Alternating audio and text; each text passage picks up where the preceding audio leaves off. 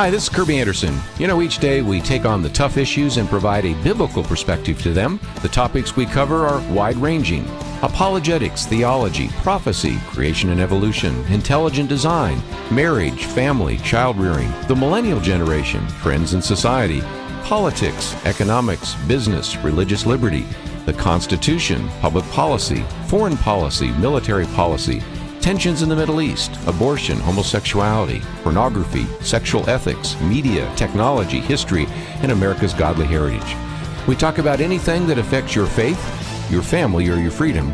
So don't go anywhere, because Point of View starts right now.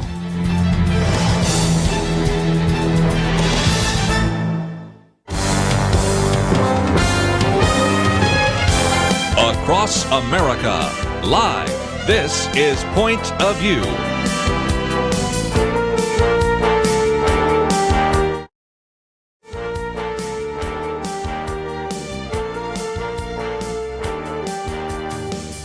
And now, Kerby Anderson. Thank you for joining me today here on Point of View. Boy, we have quite a number of things to talk about over the next couple of hours. First hour here, we're going to spend a little bit of time looking at some of the issues in the news. Since yesterday was Earth Day, and I really wanted to cover some of this, but with Nick Pitts in studio with us, and with also, of course, having Representative Van Taylor, we never really got to that. So I wanted to cover it the day after, which might be more appropriate, because it also is something I'll talk about in terms of how insignificant Earth Day was yesterday, at a time when we're told that we only have 12 years to go before the end of civilization as we know it. Doesn't seem like anybody's all that scared, even though they keep using that rhetoric. So we'll talk about that. Also, yesterday we did talk a little bit about how some of these statements being made by previous individuals in the Obama administration, that would be President Barack Obama and former Secretary of State Hillary Clinton, talked about Easter worshipers or about humanity, just could never bring up the word Christian, and I thought that might be appropriate.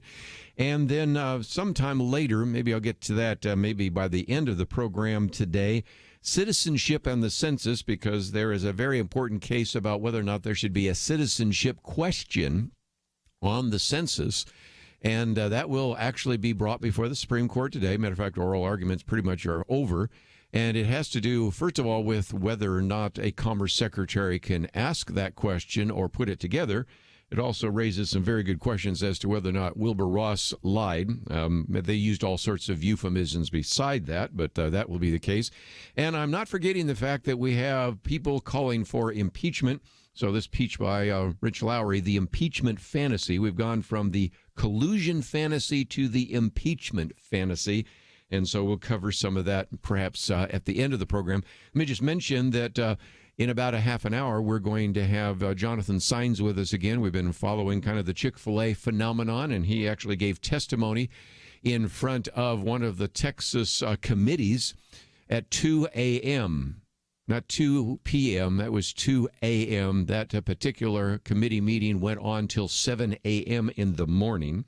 So while all of us were in bed, he was actually giving his testimony, but it was heard by the people in the committee. And then Stuart and Jill Briscoe will be with us, Telling the Truth Ministries, and they'll be in studio with us. I think that's going to be a lot of fun.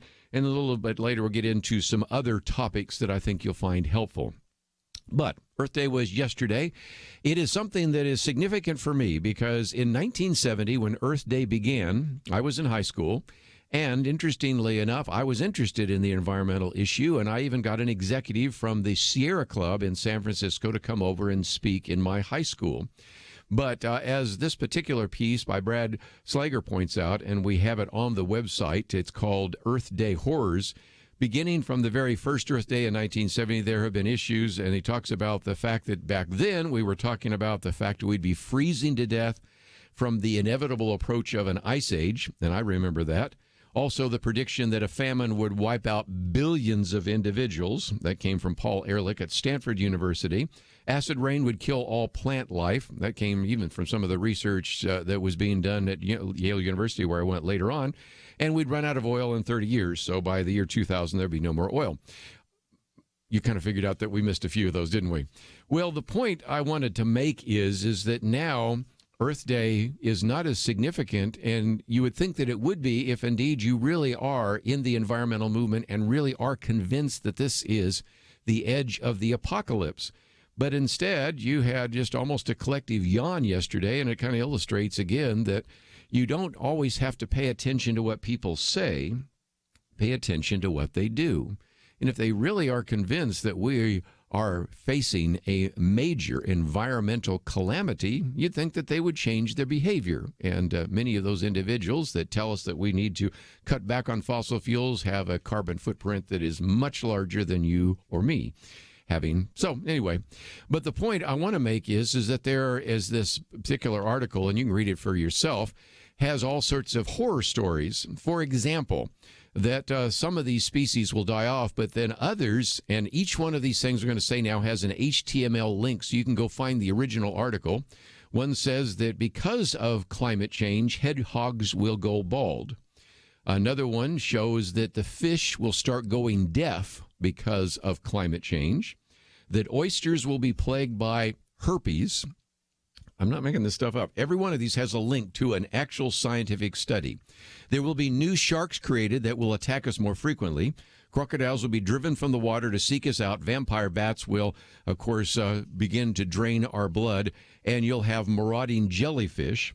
Then, of course, it's not just the effect that it would have on the biosphere, but it's the effect that it would have on our food supply. So here he says, say goodbye to guacamole. Like Italian food, too bad pasta's on its way out. We are going to have problems with corn flakes that might kill us, and snow will diminish Christmas, but we'll lose our gingerbread houses. It will affect our behavior. Again, every one of these has a link to a scientific paper that was seriously posted here, that the rising heat will mean more women will be cheating while on vacation. Those individuals will be turning to prostitution. And as for the remaining women, they'll be victims of rape because climate change will increase the amount of rapes in the world around us as well. And I won't even go into, there are a couple other comments here that I can't say.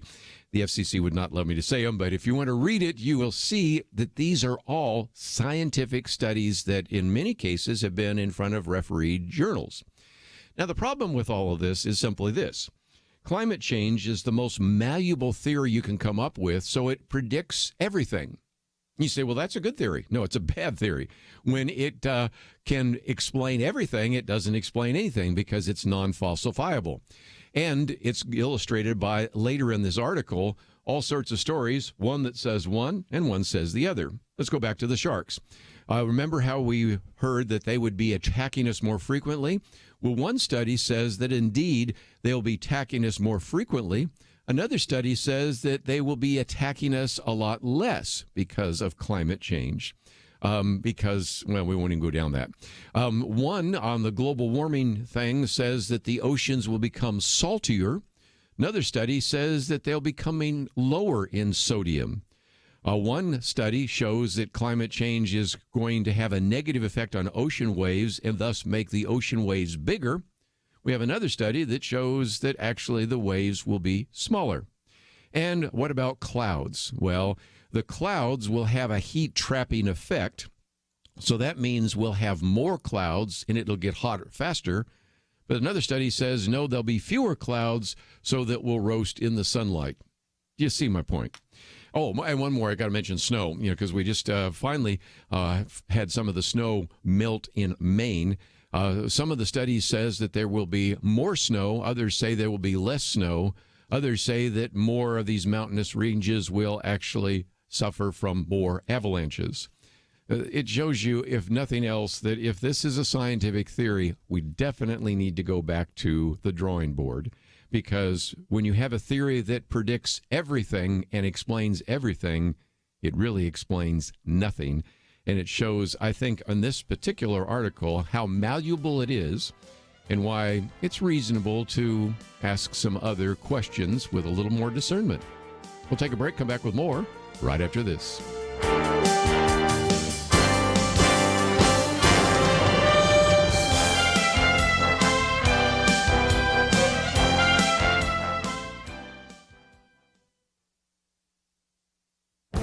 This is Viewpoints with Kerby Anderson. Last year, I wrote about how the state of Connecticut's vote brought the nation one step closer to dismantling the Electoral College. More than a decade ago, states started passing the National Popular Vote Compact. Each state agrees to ignore the votes of its citizens and cast their electoral votes for the winner of the popular vote. The compact only goes into effect when enough states holding 270 electoral votes approve the plan. This attempt to dismantle the Electoral College is a bad idea. Just look at a few of the maps that have been created to illustrate the impact big states and big cities would have on the outcome. The framers from small states feared that they would always be outvoted by the large states. Apparently, the national popular vote initiatives aren't moving fast enough, so various leftists are making historically dishonest claims. One CNN segment, for example, suggested that James Madison called the Electoral College evil. One op-ed suggests that the Electoral College was implemented to benefit slavery, particularly the state of Virginia and its slaveholders, and a professor interviewed on PBS even recited his arguments for the pro-slavery origins of the Electoral College.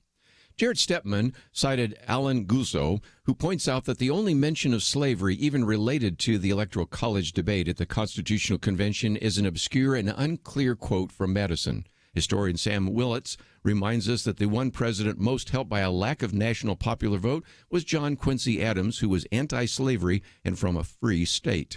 He even states that there may be good reasons to get rid of the Electoral College, but adds that the myth that the Electoral College began as a slaveholder's instrument needs debunking.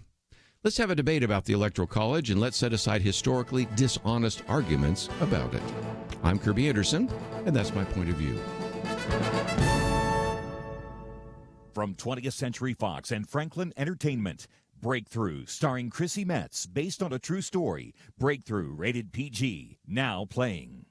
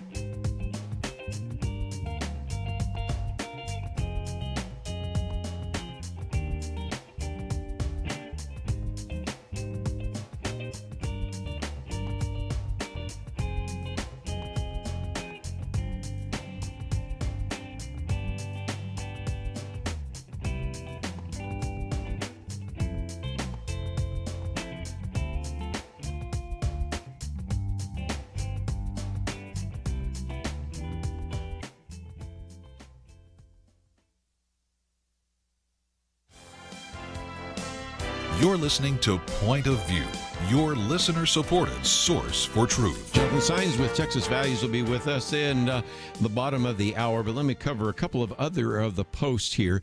And if you find yourself sometimes when you hear me reading something on the air saying, oh, I've got to read this for myself, or are you really sure about that? That's why we posted these articles. The first article we've posted is the one I'm going to read right now about Easter worshipers.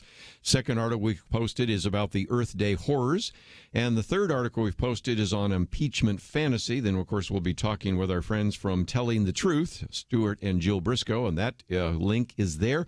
Later, I'll be talking with an individual from Opportunity International. So all of it is on the website, and you are free to look at it, to print it out, to send it to others, and benefit from some of the additional material. I just try to cover some of the high points and give you a chance to read it in its entirety. You might also hear it again after looking at some of these really crazy stories. I think I might even do a commentary on it in the future, even though Earth Day has passed. The whole issue of climate change and global warming is still in the news, so I think it's appropriate as well. But Dennis Prager is the first article we've posted here today. Dennis Prager's been on with us before, and I thought this one would be appropriate, if for no other reason than yesterday we just mentioned in passing how you had some of these individuals say that this attack in Sri Lanka was an attack on humanity. Well, technically true, but not very accurate. It was an attack on Christians. And it seemed like individuals didn't even want to use the term. And I would have just let it go. And then also the fact that they were Easter worshipers, that was something that Hillary Clinton said. And then when I saw that the Washington Post had a whole article making fun of and criticizing, interestingly enough, some of these individuals that said, why couldn't they use the word Christian? I thought, okay, we need to come back to this. And so Dennis Prager says, sometimes a few sentences tell you more about a person and, more importantly, an ideology than a learned thesis. That is the case with the tweets from Hillary Clinton and Barack Obama 2 days ago in response to the mass murder of more than 300 Christians and others in Sri Lanka. He says these tweets are worth serious analysis because they reveal a great deal about the left. Of course, they reveal a great deal about Clinton and Obama, but that doesn't interest me. And then he goes through it and says, look, sometimes people get fixated about Barack Obama, about Hillary Clinton, and that's not the issue. His focus is not so much on the two individuals we're quoting here, but on the mindset. And that's appropriate because some people might say, well, you know, you're doing all sorts of analysis of their tweets. Why don't you do an analysis of Donald Trump? Well, we have occasionally. And frankly, you could fill 3 hours every day just with some of the tweets and some of the critique. But the point he's making is this: it's more important to understand the left, not to try to understand him or her. But let's go to the tweets real quickly because it says something. Former President Barack Obama said the attacks on tourists and Easter worshipers in Sri Lanka are an attack on humanity. On a day devoted to love, redemption, and renewal, we pray for the victims and stand with the people of Sri Lanka. Then about 3 hours later, former Secretary of State Hillary Clinton tweeted, on this holy weekend for many faiths, we stand united against hatred and violence. I'm praying for everyone affected by today's horrific attack on Easter worshipers and travelers in Sri Lanka. And as they both spelled worshipers the same idiosyncratic way and used the term Easter worshipers, it's possible that they had the same writers or simply that Hillary Clinton copied Barack Obama. But here's the point that he says. Neither used the word Christians, and in order to avoid doing so, they went so far as to make up a new term, Easter worshipers, and therefore unknown to any Christian. He said when Jews were murdered at the Tree of Life Synagogue in Pittsburgh, Clinton mentioned the synagogue in a tweet. But in her post for the Sri Lanka, despite the bombing of 3 churches filled with Christians, Clinton made no mention of church or churches. In a tweet after the massacre of Muslims in New Zealand, she said her heart broke for the global Muslim community. But in her latest tweet, not a word about Christians or the global Christian community. He says Barack Obama similarly wrote in his tweet about New Zealand that he was grieving with the Muslim community over the horrible massacre in the mosque. But in his tweet about Sri Lanka, there is no mention of Christians or churches. And he says the reason neither of them mention Christians or churches is that the left has essentially forbidden mentioning of all anti-Christian murders perpetrated by Muslims in Europe, the Middle East, and Africa, and all of the Muslim desecration of churches in Europe, Africa, and anywhere else. This is part of the same phenomenon that I and others have documented, of British police and politicians covering up 6 years of rape of 1,400 English girls by Muslim grooming gangs in Rotterdam and elsewhere in England. Essentially, the left's rule is that nothing bad, no matter how true, may be said about Muslims or Islam, or nothing good, no matter how true, may be said of Christians or Christianity. And so he says that Hillary Clinton's post-New Zealand tweet also included these words: we must continue to fight the perpetration and normalization of Islamophobia and racism in all its forms. White supremacist terrorists must be condemned by leaders everywhere. Their murderous hatred must be stopped. She made sure to condemn Islamophobia, but she wrote not a word about the far more destructive and widespread hatred of Christians in the Muslim world, seen in Muslims' virtual elimination of Christian communities in the Middle East, the regular murder and kidnappings of Coptic Christians in Egypt, and the murder of Christians in Nigeria. She calls on leaders everywhere to condemn white supremacist terrorists, one of the smallest hate groups on earth, but never calls on leaders everywhere to condemn Islamist terrorists, the largest hate group on earth. And he says these two tweets tell you a lot about Hillary Clinton and Barack Obama, but far more importantly, they tell you a lot about the left. So again, I posted that article. It's the first article there just to give you a little bit of a sense of that. And just before Jonathan Saenz joins us, the third article I've posted is a piece by Rich Lowry called The Impeachment Fantasy. And he says that the collusion fantasy has officially given way to the impeachment fantasy. And spend some time really kind of talking about this. The real expectation had been that Robert Mueller, in the Mueller investigation, would blow Donald Trump out of the White House with a proof of collusion with Russia, but that has come up empty. So now, if that is volume 1 of the Mueller report on Russia, and that didn't pan out, then there's always volume 2 on alleged obstruction. And so, in a sense, that brings us to the conversation about impeachment.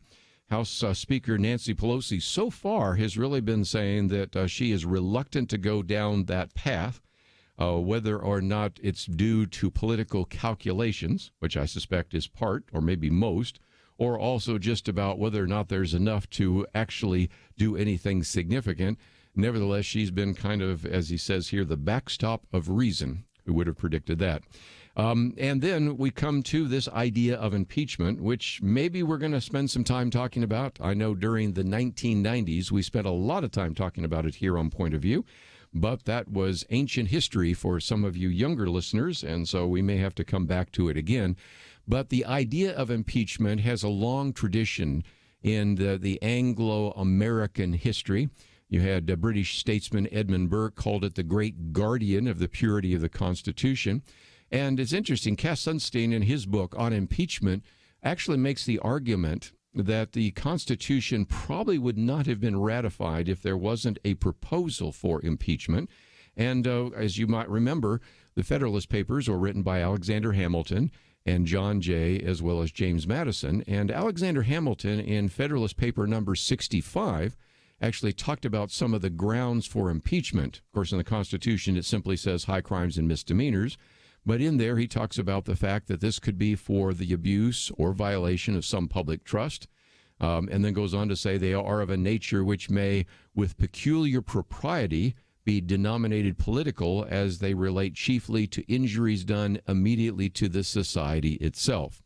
And so we may have to spend some time talking about impeachment. Of course, we've had a couple of examples of that. In the 19th century, Andrew Johnson was impeached, but then once you're impeached in the House, you go to the Senate. And in that particular trial, by one vote, he came very close to being removed, but was not. Richard Nixon was going to be impeached, but he quit before that took place. And then, of course, Bill Clinton more recently was impeached, but again was brought to the Senate. And for a while, it looked like there might have been some Senate Democrats that might have flipped, but not. And since, again, there's a two-thirds requirement, it did not take place. It's not something we need to pursue, but if nothing else, it is what people are talking about, so I thought I'd give it its due, which is, as you can probably see, about 2 minutes on this program. And some people will spend days and days talking about it, but I suspect that there'll be enough cooler heads in the House of Representatives to say, we're not going to pursue impeachment. So when we come back, what we are going to pursue is a discussion with Jonathan Saenz about what has been happening there in the Texas legislature. And again, they have Chick-fil-A.com, SaveChick-fil-A.com. We'll talk a little bit about what has been happening lately in that ongoing debate, what has happened with some of the legislation there in the Texas House and Senate, and whether or not we'll actually see some new laws not only passed, but signed by the governor of the state of Texas. So we have all sorts of things to cover, and we will do so right after this.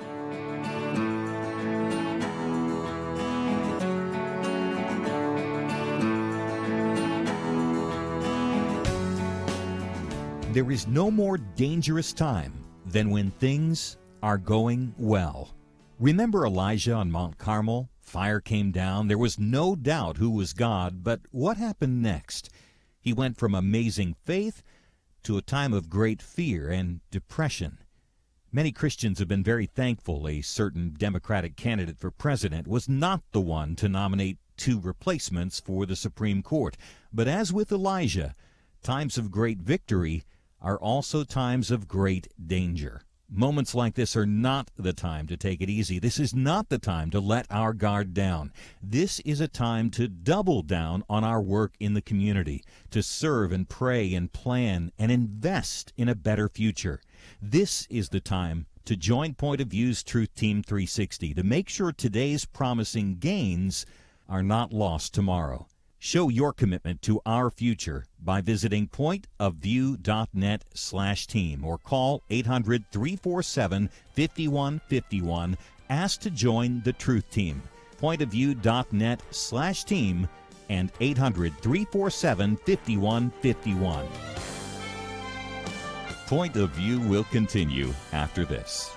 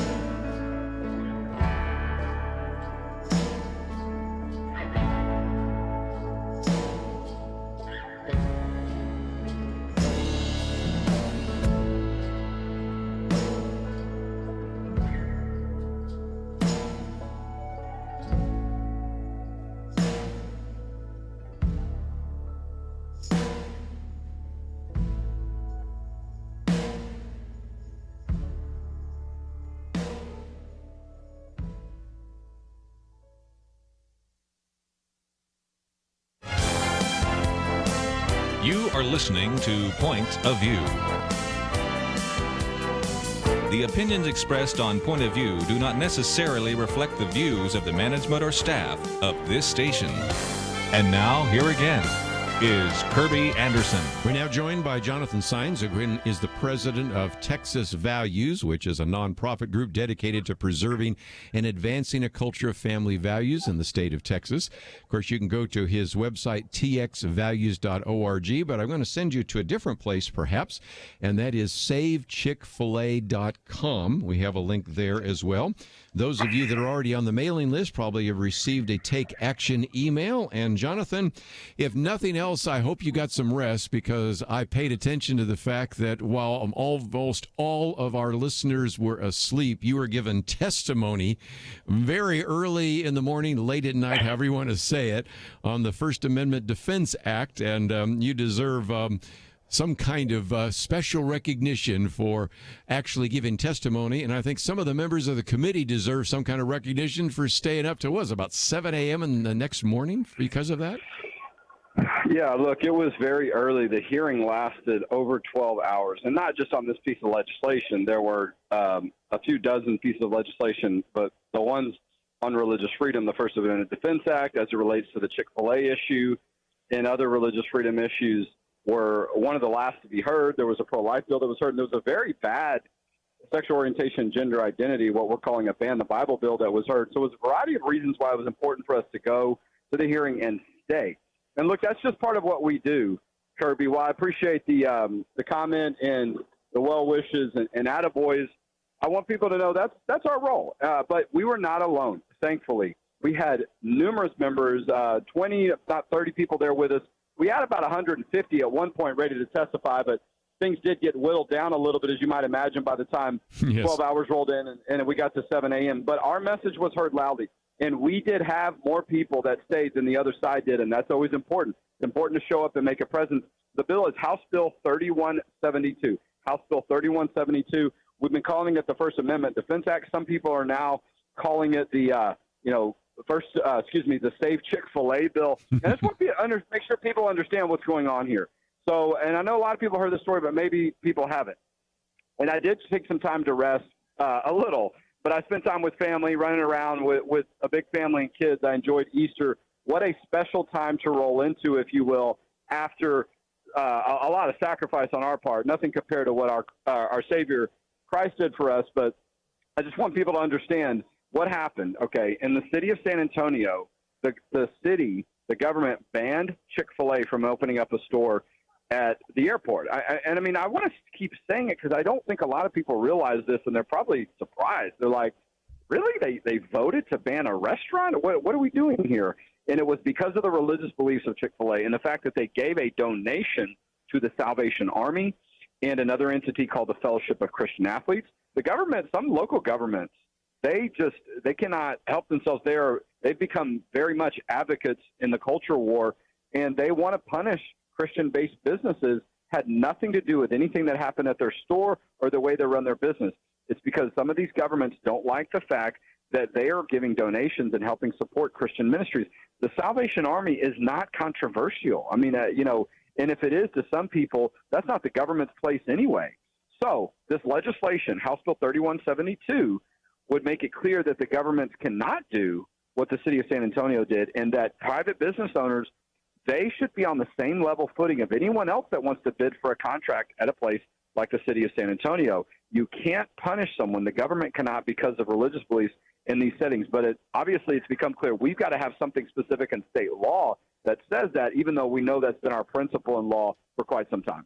Let me just mention, too, for those of you that have heard us say that, you might get something to write with, because this will give you an action item. Of course, we also have a link to this very important website, SaveChickfilA.com. And again, as we mentioned, it's House Bill 3172. For those of you who say, well, what one in the Senate? Well, Senate Bill 1978, so 1978. But House Bill 3172, and that's the First Amendment Defense Act, or some people are calling it the Save Chick-fil-A Act. We'll get to some others in just a minute, because we have some others. For example, one on the Free to Believe Act. We have one on religious freedom for Texas professionals, and a number of others. But to make your point, it isn't just happening in San Antonio, it's happening in Buffalo. And just the other day, Jonathan, I pointed out that in, of all places, a hockey game, and a lot of us around here are really excited about the Dallas Stars winning a hockey game last night, but in a hockey game in Cincinnati, Ohio, these individuals jumped onto the Zamboni and actually had Chick-fil-A as anti-gay, and so they had this whole demonstration at a hockey game against Chick-fil-A. So there's just almost this unhinged reaction starting in some of these city councils and going all over the country, and that's why these kinds of pieces of legislation, the First Amendment Defense Act, are so vital, aren't they? No, you're absolutely right. And a member of our team did some research. So there's close to 10 examples in the past 2 years of local governments taking action directly against Chick-fil-A. And, you might be in the Chick-fil-A drive-thru right now and you're like, wow, there's a line. Are they really at a threat? And there is a legitimate concern. And so while Chick-fil-A has weathered a lot of the attacks that have come against them, and because of their business model and the way they do things, they have continued to be successful. They've got, great food. I mean, look, I was kind of making the point that people do have an appetite for religious freedom. We were throwing in a lot of puns. My point is the company is run very well, and that's a credit to them. But we cannot continue to think that as more and more governments, and something happened in San Jose a couple of weeks ago, yes. and I just want to lay this example out for people, okay? In San Jose, they have an airport, and the airport had already allowed Chick-fil-A to open up their store because a lot of people like their food. They treat their employees well. They do not. They serve everyone. They have policies that actually say that they don't discriminate based on sexual orientation and gender identity. They have been very friendly and outreaching towards people in the homosexual community. And as a matter of fact, there are people that call themselves gay that say they don't like what's happening to Chick-fil-A either. So this is not a Christian versus LGBT issue, if you will, even though some people tried to make it that. This is about the role of government. No matter what the beliefs are of another entity, particularly that are religious, the government should not be punishing one entity like this, like they're doing with Chick-fil-A. But in San Jose, they couldn't stop the airport store already opening in Chick-fil-A, so the council there voted to fly rainbow flags as close as they could to the Chick-fil-A. I mean, this is political advocacy. Okay, this is how the government is spending some of their time, these stunts. But to your point, we're seeing more and more of activity like this around the country, not just in Texas. But here's what I think is significant no matter where you are. And today we're asking people in Texas to call, email, or post on social media that they want their elected Texas House member to co-author House Bill 3172, this bill that relates to religious freedom on businesses like Chick-fil-A, because that's how you build momentum. We got a ton of momentum last week. We dominated the media coverage. All the major newspapers covered the story, the legislative hearing and all that, the 24-hour deal, if you will. But now we need to get more members to sign their name supporting the bill so the rest of the leadership can see that this bill needs to move forward. So if you're like in Morgan Meyer's district in the central part of Dallas and places like that, you can ask them to co-author House Bill 3172. But Texas could really do something special here by leading on this issue and showing governments around the country that there should be limitations to what they can do and how they can punish people because of their religious beliefs. Talk about the two hurdles. Again, I don't want to get too much in the weeds, but it's important because that's in the email that you've sent out as well. It's in the State Affairs Committee, but it first of all has to be voted out of that committee. Then it has to be voted out of the House Calendars Committee so it gets to the floor. So you got two hurdles, and that's why you need co-authors. True? That's right. That's a way. I mean, you need to show you've got on paper somewhere a majority of support, even though we know a lot of people, including, I imagine, we'll see bipartisan support on this issue, Republicans and Democrats, but you got to show it. And so that's what we're working on doing. There are two steps before a full House vote on the floor, and there's not a lot of time left in the legislative process. There's enough time, but there's not a lot of time left. And so we want people to take that action now. I'm actually at the Capitol today. Our team is here every day during the legislative session. And we were here overnight. Kerby, I'll tell you, I've been here for some overnight hearings. Not very many, but some. I mean, it's not common, but it does happen at least once or twice a session. And it means something when you stay till the end. And so many people did. And so many people were praying for us as we were in that room. And as the sun was rising, we were leaving the Capitol later that day. But that kind of commitment is what it takes. And the members of that committee were there with us. And so it's a way to show no matter what it takes, we will stay there to the bitter end, whatever you want to call it, because these issues matter. And we only have a little bit more than 30 days left in the session to get this done. And then the legislature doesn't meet for another year and a half. So, again, let's take a break. When we come back, we'll give you your marching orders. I think you already have them. But, again, if you haven't had a chance to write some things down, let me encourage you to do that. Of course, if you just sign up and get the emails that come from TX Values, that should be sufficient. But, again, we have all of that on our website as well, pointofview.net. If you're driving right now, don't have something to write down, we have a link. But we want to come back and talk about what you can do to stand for religious liberty here in the state of Texas. We'll be right back.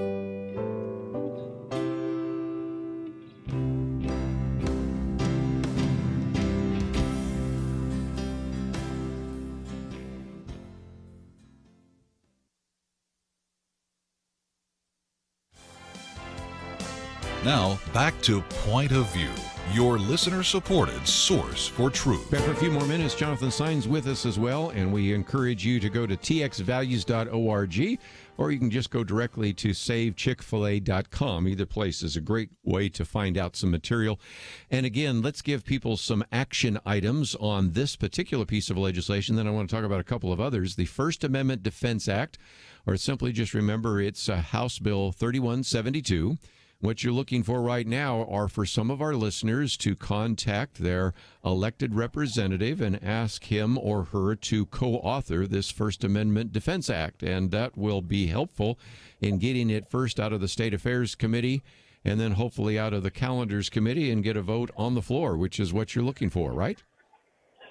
Well, it's absolutely right. And Kirby, I want to mention something too. You know, as I was leaving the Texas Capitol at 7:30, I sort of had plans to go down to at the Texas Capitol in Austin. I had some tentative plans to go down to San Antonio that morning because the city council was actually being pushed to reconsider their vote to ban Chick-fil-A. And so we had a lot of our people there, a lot of friends, and they had that hearing, that meeting at 9 a.m., and they took a vote again, and they missed it by one vote. But the board, some of the council members dug in, including their sitting mayor, Ron Nirenberg, and voted again to ban Chick-fil-A, refusing to reconsider the issue, and they're getting a ton of bad press. They're getting a lot of concern from local residents. But here was what was even more striking. The sitting senator, State Senator Donna Campbell, whose district includes part of San Antonio, specifically came to the meeting to address this issue with council members. They refused to allow her to speak. They refused to even acknowledge that she was in the room, and there were dozens of other people there that had been prepared to speak on the issue. The council members flatly shut the public out, including the state senator, because it's become very clear that the majority of people do not support what they're doing, but they want to force their agenda on people no matter what. And I don't think it's going to play out very well. There are local elections happening in the city of San Antonio, and it is an issue that a lot of voters are talking about. Yes. But it does speak to the fact that the council has made up their mind, and the only way that this is going to get turned around is if the people throughout the state of Texas take back the control that is taken away from them locally and do something with a bill like House Bill 3172, and they can help at SaveChickFilA.com. And again, if you have friends, neighbors, coworkers, family members that live in San Antonio, you might just remind them there is an election, and a couple of those key individuals that voted the wrong way are up for re-election, and we'll see where that takes us.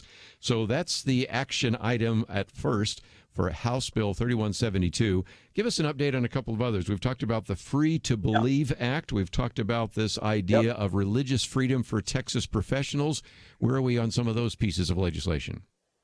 Absolutely. So the same 12-hour hearing on House Bill 3172 being called by some the Save Chick-fil-A bill. The other bill that was heard on religious freedom, the Free to Believe Act, House Bill 1035, which includes situations like doctors being forced to perform things that go against their beliefs, counselors being forced to say certain things in counseling settings and not be allowed to use the Bible as a reference during their counseling sessions, which we know happens a lot in faith-based settings, and people like cake baker Jack Phillips being punished by the government and being forced to convey a message on a custom cake or baked goods.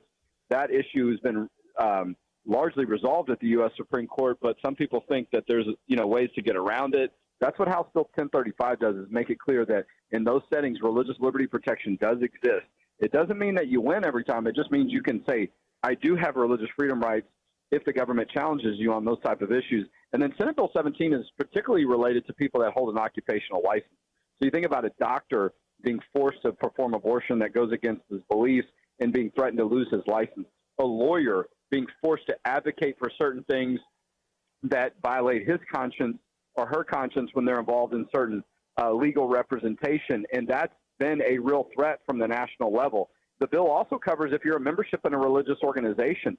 So it could be a men's or a women's group that you're a part of that does charitable work. We've seen that come up in certain instances where they find out, oh, you're a member of this group, and so we're going to try to have the government punish you and not allow you to hold a certain occupational license. And so that's Senate Bill 17. And that bill has already passed the Senate, and it's probably going to get a hearing sometime soon. And I also want to give you an update on pro-life bills. So the Prenatal Non-Discrimination Act, which says you can't perform abortions that are discriminatory based on race, ethnicity, and disability. Senate Bill 1033 has passed out of committee on the Senate side. It also got a hearing that same night, the 12-hour hearing on the House side. That's House Bill 2434, I believe, is the number. So those bills are moving, and a variety of other pro-life issues. The Born Alive Infant Protection Act is still moving, and others. And so a lot to cover. But if you go to txvaluesaction.org or stay plugged in with us on social media, you can see the latest. But a lot of good things are moving, a lot of momentum, but not a lot of time, and about 33 days left to get work done before the legislative session ends. Just before I let you go, let's talk about how this has changed. We started this conversation back in January talking about opposing the ban the Bible bills. And now, and again, it's important to defeat bad legislation, and I think that is indeed going to take place. But it's moved in part from opposing bad legislation to trying to pass good legislation. It's obviously easier to kill a bad bill than it is to create a good bill and to move it through the legislature. But it has been kind of interesting as you reflect back on what's happened over the last couple of months, how dramatic the debate has taken place. And part of that's because of what happened in San Antonio with Chick-fil-A. No, you're absolutely right, Kerby. And a lot of it, these bills on religious freedom are a response to how folks want to punish religious freedom, that people said, we're going to need state legislation on these issues, or these things are going to get out of control at the local level or in areas where people are not used to seeing them come up. And so these ban the Bible bills that would put sexual orientation, gender identity into a lot of state law and codes, similar to what they tried to do in Houston. It'll create a variety of concerns. It'll impact nonprofits and others. It'll force people to allow men into women's bathrooms, and it will criminalize Christian counselors for just trying to counsel people on what the Bible says on issues on marriage and sexuality. And so they came out very aggressive. Over a dozen ban the Bible, sexual orientation, gender identity bills were filed. They came out swinging. There were all kinds of stuff coming out on that issue, and we shed light on them. And over 100,000 email messages have been sent on these issues, and close to 100,000 specifically on the ban the Bible bills opposing them. But it made the argument clear, though, that they were going to keep pushing, and so you had to have legislation that protected people from the onslaught of them, and that's what you're seeing with some of these religious freedom bills. They are a response to the growing attacks and the use of government to punish people of faith. But it's made it, I think, allows elected officials to see we can't ignore these problems. We've got to do something about it, and there's still an opportunity to do that. But you're right, the issue in San Antonio gave us a more current and an exact, precise example, because in San Antonio, it was a sexual orientation and gender identity local policy that at least one of the council members cited as a reason that gave them authority to ban Chick-fil-A from the airport and punish them because of their religious beliefs. There you go. Jonathan Saenz, I appreciate you being our eyes and ears down there in the Texas legislature. I hope you do get some rest because you work very hard and you stay up very late sometimes giving testimony. So thank you for joining us once again here on Point of View. Well, look, it's the support of the friends like you and others that keep us going. We're going to push it as far as we can go. We're going to use all of our resources, and we're going to take time to pray just like we do daily, but certainly at the beginning of the week as a staff. But I can't stress enough that time is slipping away. If you want to know, does your action matter now? It absolutely does. Call, email, social media message, use the hashtag Save Chick-fil-A, and let's do something meaningful for the state of Texas and the rest of the country. Thank you so very much. Jonathan Saenz with us. We're going to take a break. When we come back, we are just privileged to have in studio with us Stuart and Jill Briscoe, Telling the Truth. I know you're going to enjoy that conversation. It's coming up right after this.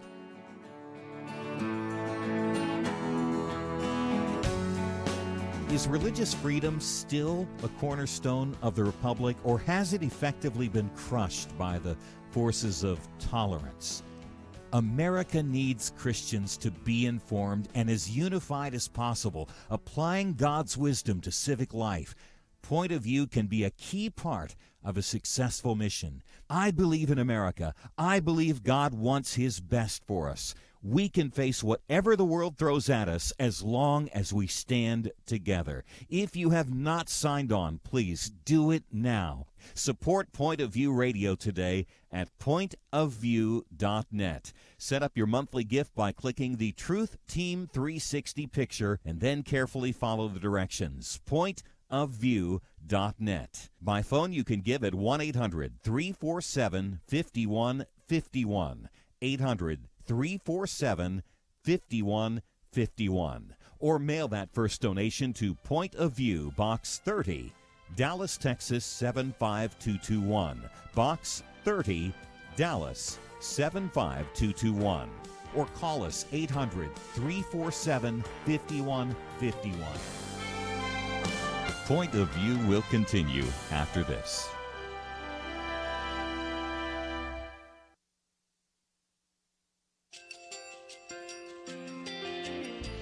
I just want to thank you so much for all the wonderful programming you have. You're just absolutely fantastic. I recently started listening to Point of View, and I really found it interesting because of the different subjects you cover. Thank you for that. I really appreciate everything that you do in keeping us informed. Thank you, Kerby, for everything that you have been doing. I appreciate all the work that you're doing, advocating for the Word of God. Thank you so much. Point of View, I think, is absolutely necessary because it's a Christian perspective, a biblical worldview perspective, and receive very current, up-to-date information about what is really going on, week to week in our culture, which is changing so rapidly, and yet it's morally sliding backwards. Yeah, I'm just, first of all, I thank you guys. Y'all's program is wonderful, and enjoy it every day. I learn so much every time I listen to it. Point of View Radio Talk Show.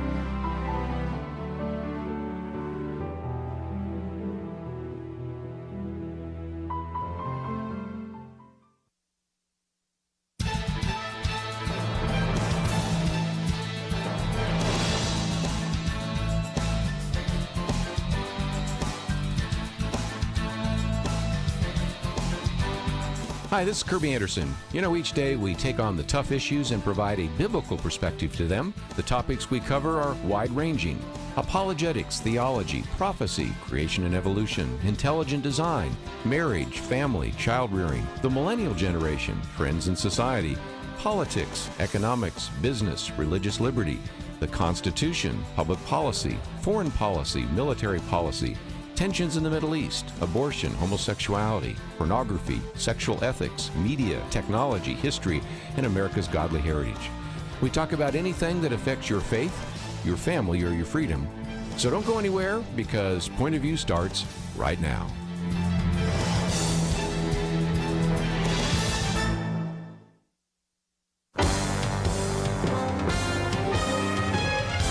Across America, live. This is Point of View.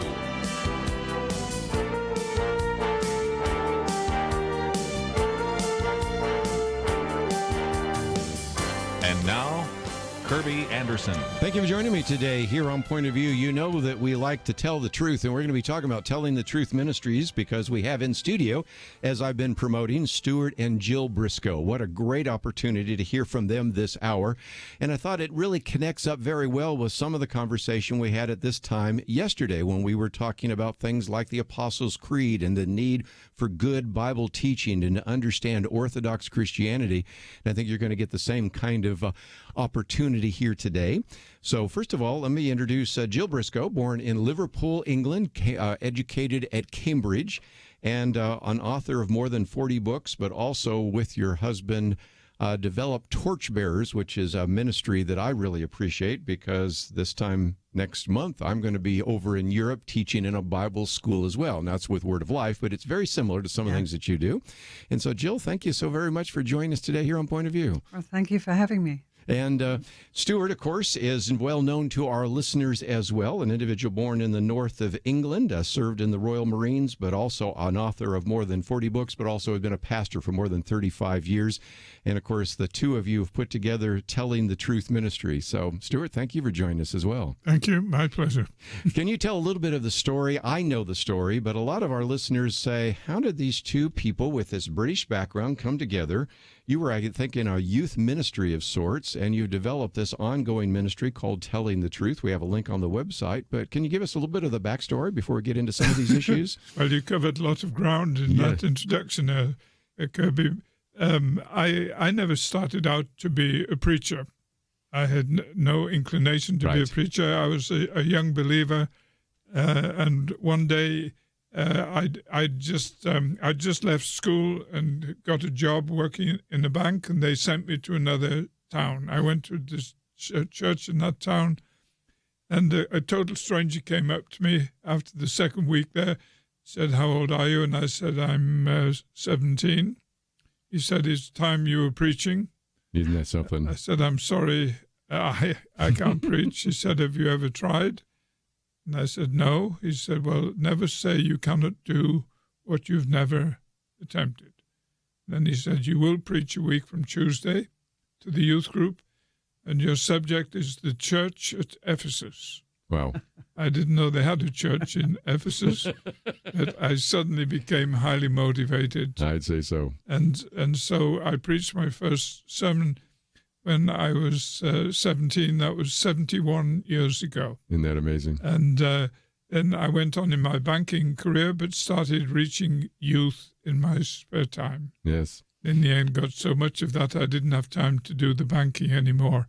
And so I left, and shortly after that, I met Jill. Yes, and you were a bank examiner. You were a school teacher, if I remember the story right. That's correct. And so that's how you met doing youth ministry. And I've done youth ministry and have the road where to show for it. So I understand what that's like but again, that was how you came together. Yes. But again, you never had this grandiose vision of this worldwide ministry, but nevertheless, look at how God has blessed that. Tell us a little more of the backstory. Well, if you the might. mission that I got involved with, Major Ian Thomas. Oh, sure.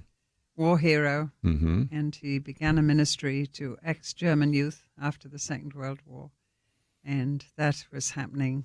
I didn't know about it, but got involved with it. And he had a saying, in fact, at his funeral when he was in his 90s, I was able to go to it in Colorado, and behind that scene in the church that day was his most famous saying, "Go where you're sent, stay where you're put, until God leads you out as surely as he led you in, and give what you've got." Yes. And I watched it for hours and realized that that's the mission I got involved with and met Stuart in, and that is still my thing today. Go where you're sent, stay where you're put, and give what you've got, until you're done. Until you're done. And we're not done yet. But again, it is amazing how much this has changed.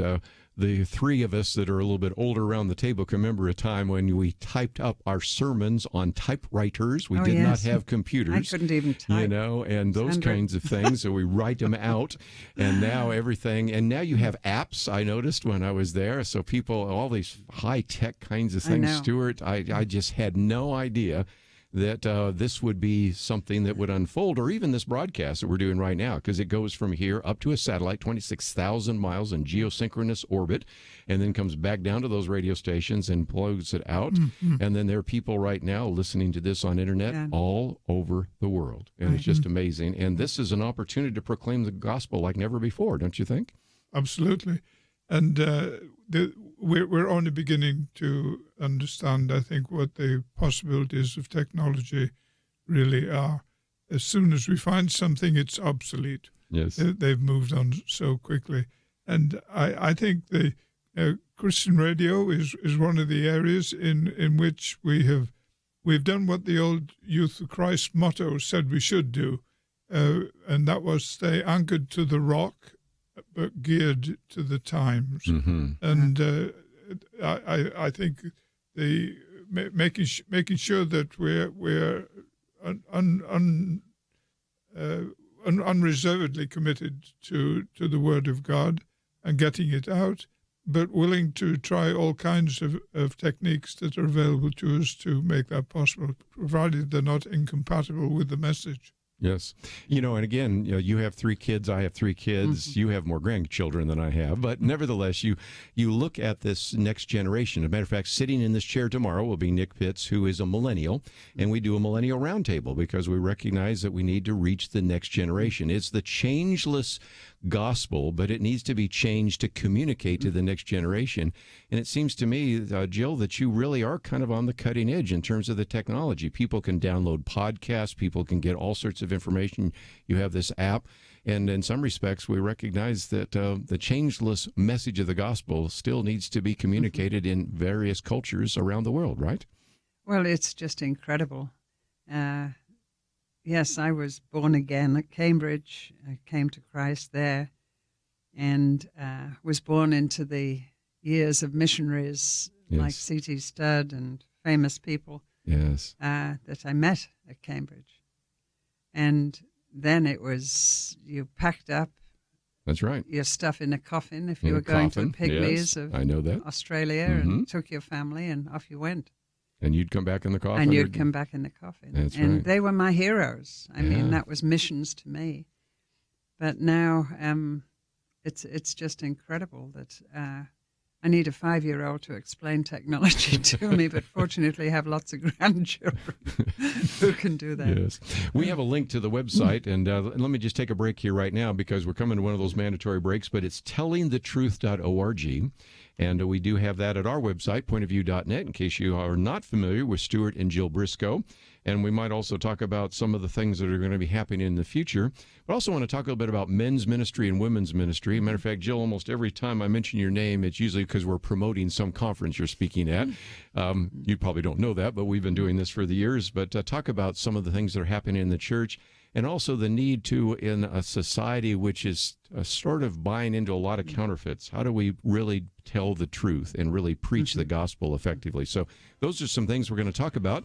And a little bit later, I'll open up the phones. Perhaps you have been listening to Stuart and Jill Briscoe for maybe even decades and like to ask a question or tell them some nice thing about the impact they've had in your life. We'd love to hear from you. We'll be right back.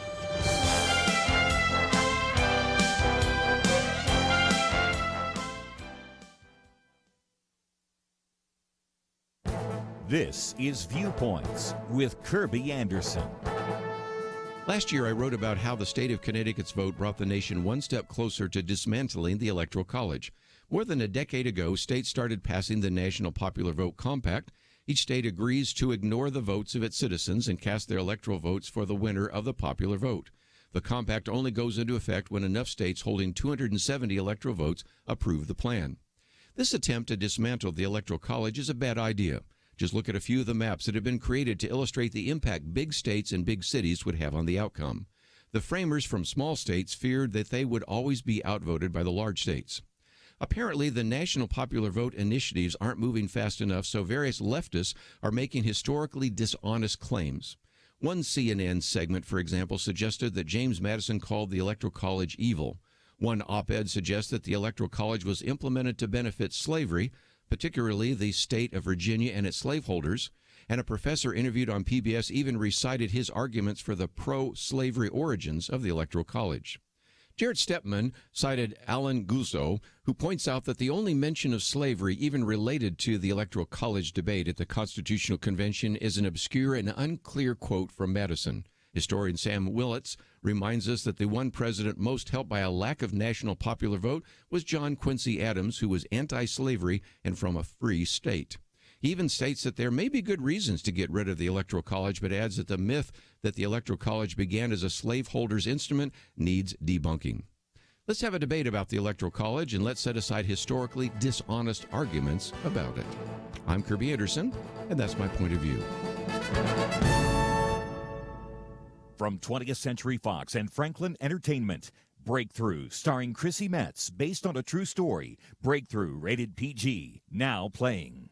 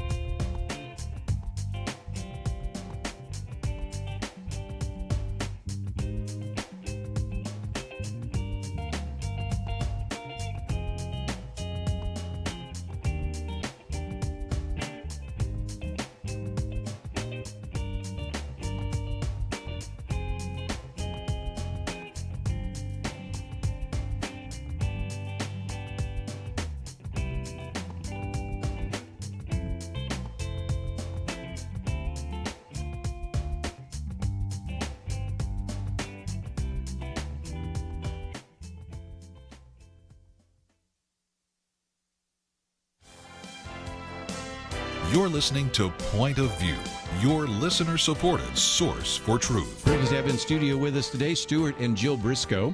Might just mention, if you go to the website, tellingthetruth.org, you can find a way in which you can read some of these articles. You can watch them, listen to them. Today's broadcast, the darker it gets, the brighter we shine. And so, Stuart, let's talk about this for just a minute. In some respects, those of us that have been doing ministry for decades have seen some great fruit. But I also sense that the world is darker than it ever has been before. And it's kind of the best of all worlds and the worst of all worlds. The best of times, the worst of times, if I can obviously borrow from a very well-known phrase. And that is, Christians are doing well and Christians are standing strong in many places. But the darkness of the world is one of the reasons why you keep doing your ministry, isn't it? Mm-hmm. Well, it is. And I think one of the areas in which it's most obviously deteriorating is in the area of sexual ethics. Yes. Mm-hmm. And I remember when they were talking about the famous pill, the pill. Yes. And I thought, what's all the big deal about this? But that was the turning point, wasn't it? Uh-huh. And it was not that suddenly people became more promiscuous than they had been for centuries. It was just that it was accepted, and then it was normative, and then it was encouraged, and then it became a thing of purely of entertainment, and the underpinnings of a fundamental sexual morality began to disintegrate.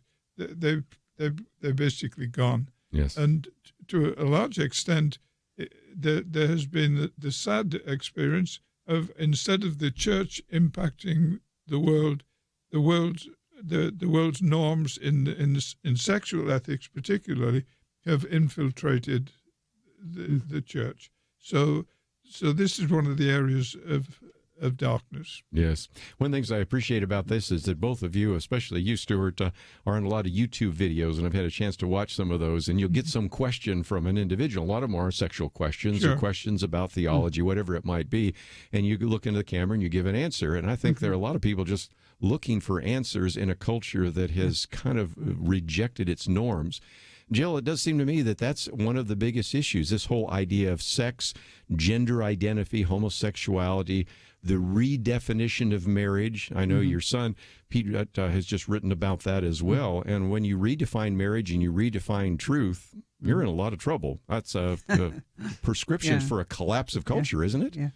Yes, it is. But I'm finding that the famous millennials are looking for grandma. They're looking for wisdom. Mm-hmm. They're looking for Bible. And a lot of that's because of the breakdown of the family, and Christian grandma has gone. I can't go anywhere without young people telling me, my grandma used to do that, and she used to pray for me. And I just go to grandma when I'm dealing with millennials, and they adopt me. They say, "Would you be my grandma?" Yeah. And there's an eagerness. Well done, grandma. But grandma's needed again. And I've found that the young, especially the millennials, know deep down some Christian background. That's not true, I would say, in Britain anymore.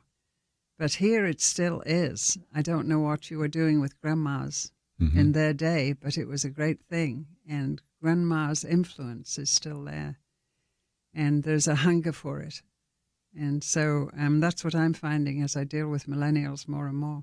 One of the things I found, too, is a study that we done that co-authored with the Barna Research was finding the same thing, that when you ask the millennial generation, and now, of course, we have a younger generation called Generation Z or iGen generation, but at least with the millennial study that was done with hundreds and hundreds and hundreds they found that they still tended to accept some of the wisdom of their parents and their grandparents. That's right. And both of you were in youth ministry. Much further down the list was the youth pastor, which was kind of intriguing to me because I would have thought, they might have idolized their youth pastor, but it was still interesting, especially when you realize the previous generation, those of us over here in this country, when you were over in yours, the baby boomers kind of rejected the parents, they don't trust anybody over 30 kind of mindset. Yes. But the millennial generation says, I really want to know what you have to say. And there's an opportunity, I think, for parents and grandparents to still pour into the lives. I've also found that millennials are really looking for mentors. And the scriptures really talk about this idea of the older women discipling younger women, older men discipling younger men. That's Titus 2, right? I mean, that seems to be a pretty good idea. Sure. So, Stuart, there's still some opportunities here in terms of ministry, aren't there? And another thing about the millennials is that so many of them are not looking for a career where they can make a lot of money, where they can settle down and have a home and a family. They're much more flexible. They're much more laid back about that. But in the whole flexibility that seems to be aimlessness, often there's something I think very commendable about them, and that is they have a desire to do something helpful. Yeah. One of our millennial grandsons had a flourishing video business that he'd started. It had gone international, and he walked away from it, and he said he wanted to go into the police. And we asked him why the sudden interest in the police. He said, I've always been interested in being a policeman, but he said, I've decided that it's probably one of the areas in which I can help the most people. Yes. And just today, we had lunch with another of our grandsons who's a millennial, and he was telling us that finally he's got around to thinking what he'd like to study, and he said he'd like to study psychology. And I said, well, why psychology? He said I think that's the way I can help the most people. There you go. I'm hearing this all the time, and I'm afraid our generation is sometimes a bit hard on millennials. I like to stick up for them in some ways, because there's something highly commendable about this desire to contribute to society. Yeah. Again, no longer necessarily looking for success, but significance. Sure. Now, sometimes that comes together in terms of some of the things they can do, because you can be very successful as a lawyer or a doctor or a number of other individuals, but also it's because it's driven to make a difference. And I think that's really interesting as well. Be successful at being significant. Yeah. And again, that's another aspect of that. And when you really talk about where we are in the church, it does seem to me that it's back to this idea of older women mentoring and discipling younger women, because I suspect, if I can come to you, Jill, for just a minute, a lot of young women, especially the millennials, are going, I don't know what to do. It was easy for my parents or grandparents because you're a homemaker or you go into the business world. And I'm kind of divided now, because in one sense, I want to go out and make a difference in the world. But at the same time, I have these kind of inevitable maternal desires to have children. And so I'm getting all these cross signals, and I'm trying to sort some of that out. And so that's why they look to people with gray hair or no hair at all, right? Yeah. That's right. I think I find, and I'm getting more and more opportunities to speak to many, many, many millennials. I find that they want what the devil wants them to want, which is platform, leader. And I find when I bring them servant and sacrifice, they respond to that more than, I want to be a leader. I want to, well, people say to me, I want to do what you do, Jill. And I say, what do I do? Well, you stand on a platform, talk to thousands of people. How did you do it? And so I'm delighted to take those people aside and tell them, Jesus said, I didn't come to be served, I came to serve. Yeah. And so I do things like serve like a shepherd, serve like a servant, serve like, and they respond to that. I see this huge desire to make a difference. The world says, then you become boss, then you become prominent, then you become this, that, and the other. But if you're faithful in the small things, then you'll be given greater things. And that's a good line. Yeah, I think we've read that in the scriptures here. We need to take a break, though, but there is just a great principle there. And sometimes people say, I just can't believe what you do. Well, it didn't start out that way either. You know, we all around the table here start out doing youth ministry. Right. And if you go back and hear the first message I gave, I was a little older than 17, but still very similar, put on the spot to do something I wasn't quite prepared to do. You'd say, okay, you've come a long way. Yeah. But we need to take a break. We are going to continue our conversation with Stuart and Jill Briscoe. We have a lot more to cover, and if you'd like to know more about Telling the Truth, go to tellingthetruth.org. We'll be back right after this.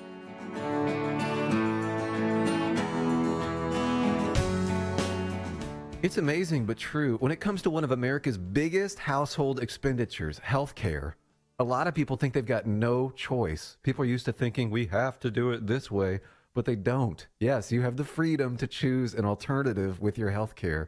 It's MediShare, and it costs way less than the alternatives. The typical family saves $500 a month, not a year, a month. And if you're single, this can save you a lot too. And let's face it, a big reason MediShare is 400,000 people strong, it just works. They've shared over $3 billion in medical bills, so they can help share your needs too. Joining MediShare for so many people is one of those things that makes you say, why didn't I do this before? So yes, the time has come for something better. Look into joining MediShare and see why so many people are opting out of the old way and into the new. Why not look into this? Just call 855-90-BIBLE. That's 855-90-BIBLE.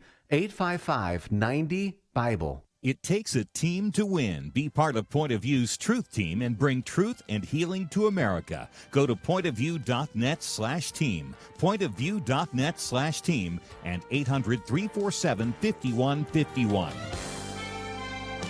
Point of View will continue after this.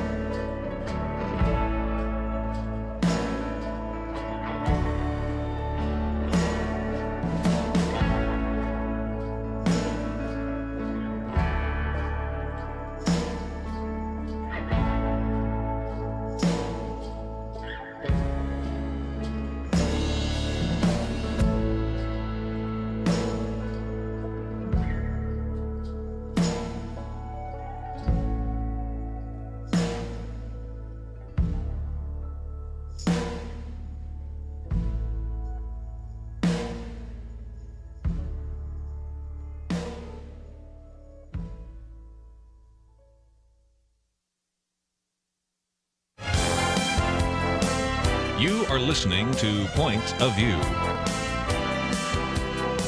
The opinions expressed on Point of View do not necessarily reflect the views of the management or staff of this station. And now, here again is Kerby Anderson.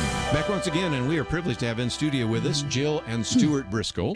And I might just mention that they've got all sorts of great resources. This is one of them about the impact, and I love this little graph here where it shows the tremendous growth, and one of the biggest growth is in social media.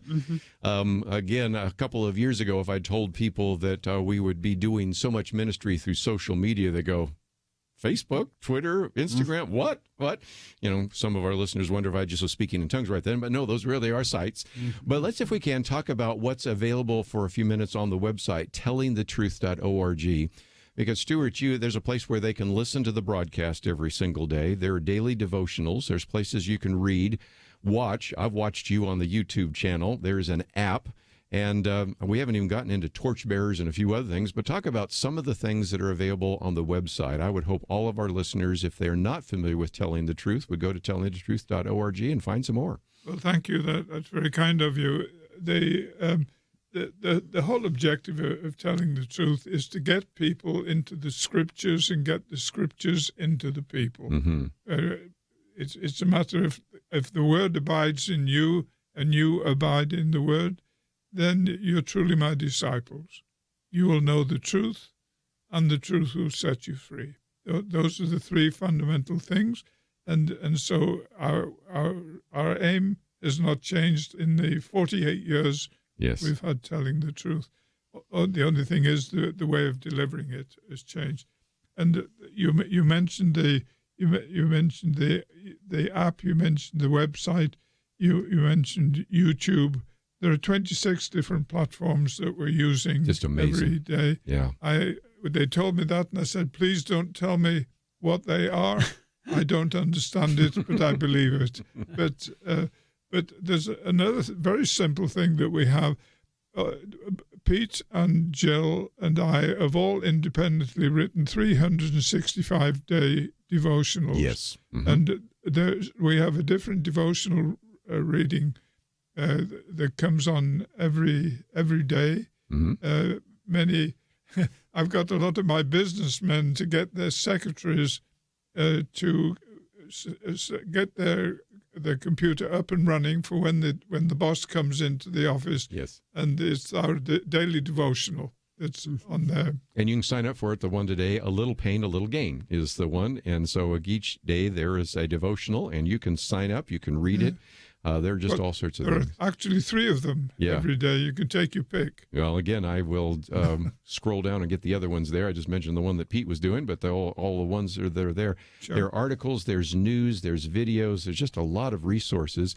Jill, let me come to you for just a minute because I keep mentioning torchbearers, and I just have this firm belief that we need to do more, not only through media, but face-to-face teaching. And if individuals in this country or listening on this broadcast or in the internet around the world want more teaching, this is a great way to actually benefit from that. From torchbearer work, part of the things of torchbearers are just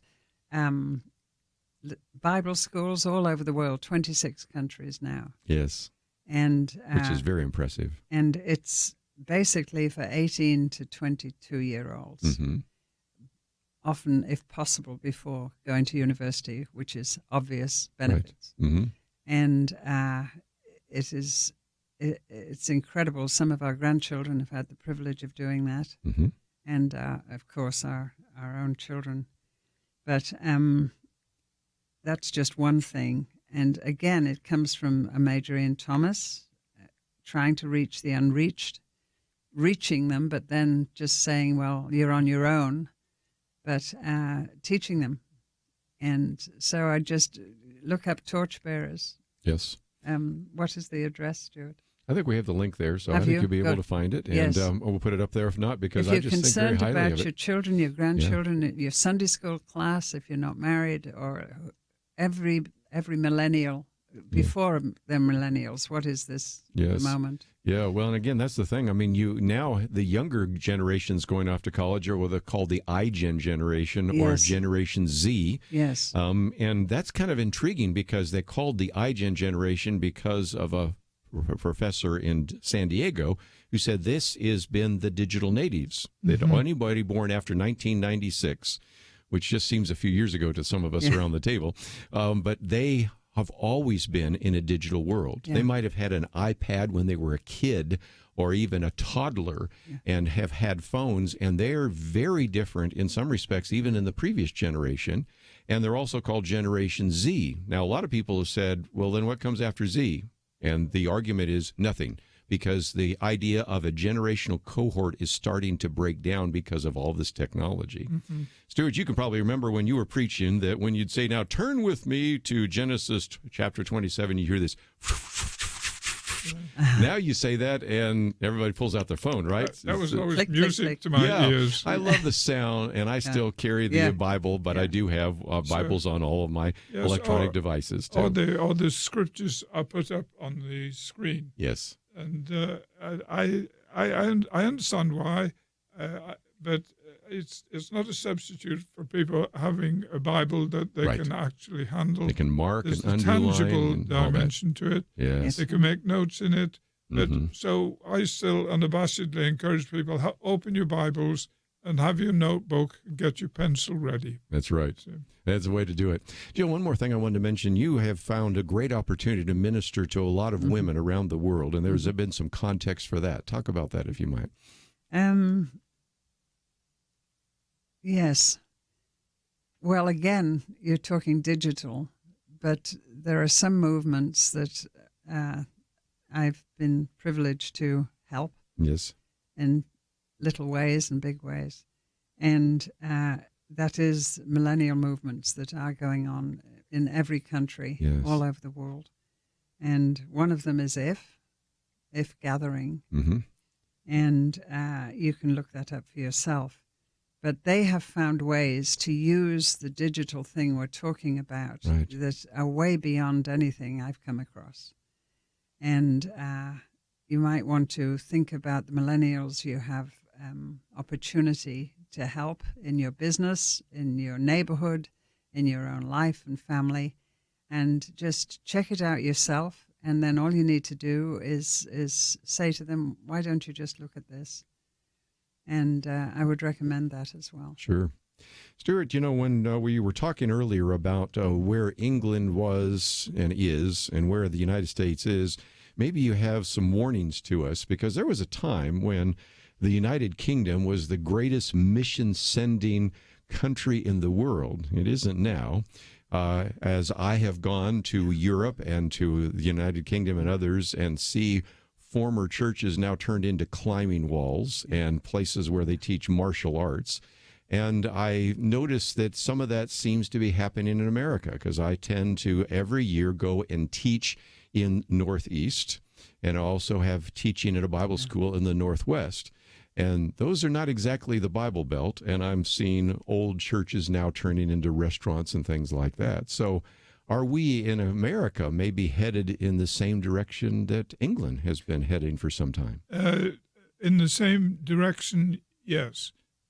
I have said for many, many years that one of the advantages of being an old man who spent the first half of his life in the UK, and the second half in the US. I've been through the decline of Christianity in Europe in general and the UK in particular, and now I'm seeing very similar things here. And I've often said that the UK was one generation ahead of the US in apostasy. And perhaps that's too strong a word, but that's the drift. It's a biblical concept, yes. That's the direction. You mentioned Barna earlier, and I do follow their findings, their research. I believe that they have said recently that there is a decline in church population a church attendance in America, but not particularly in the evangelical segment. The evangelical segment seems to be plateauing at the moment. You don't want to plateau. No. Plateaus slip. Yeah. So I think we need to be aware of this. But a friend of mine came into my office just recently, and we talked about a lot of things. Just before he left, I said, I want to ask you one question. How are you doing? How are you doing? And he said, I'm not a non, and I haven't gone, but I'm done. That's interesting. Sorry. Yeah. Well, I've got to take a break, but again, the nuns, are the people that atheist, agnostic, or no preference. But again, I'm done. That's kind of interesting. Sad. So that's very sad. Yeah. Let's take a break, and we'll come back with more right after this. Yeah.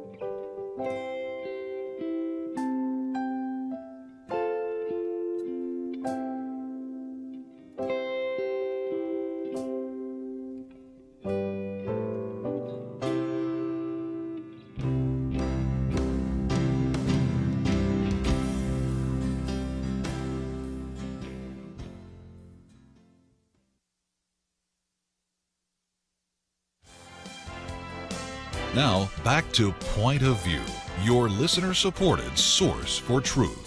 Back for a few more minutes if you'd like to join us, 1-800-351-1212, or just sit back and listen to Jill and Stuart Briscoe. And Stuart, you've been a pastor, and you were in the pastorate for 35 years. I know we have a number of listeners that are in the pastorate, or they're seminary students listening to this broadcast, or maybe they're teaching a Bible fellowship or a small group. Can you give them some direction? Because having been in the pastoral ministries, I think you can pass on some of the wisdom of things that you learned when you were serving in that capacity. Yes, I could pass on the wisdom I learned from doing things badly. and learning how not to do it, but I won't do that right now because this is a lovely opportunity to be invited to do that, Kerby.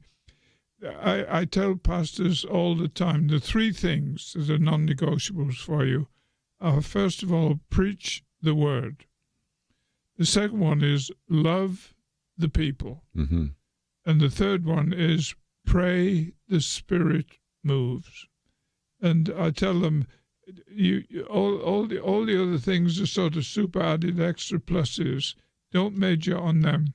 Major on those three things, and you will have the basics of a fruitful ministry. Yes. Preach the word, love the people. Yeah. And pray the Spirit moves. I would think so. And what I'm finding is more and more people want you to make some connections. In our previous generation, we would just hear the word, and then because we had enough biblical literacy, we could figure out, oh, well, that means this and that means that. Mm-hmm. But I think there's a need for us more and more as we preach the word to connect it to the issues of the day, because people are just... They're getting so confused about the gender issues. They're getting confused about the different kinds of sources of information. It used to be that you wouldn't hear so much false doctrine, but you can go out on the internet now. You can turn on a television set, maybe even listen to Christian radio sometimes. Let's hope not on this program, but on some where you're hearing that. And so I think we really need to give them a level of discernment.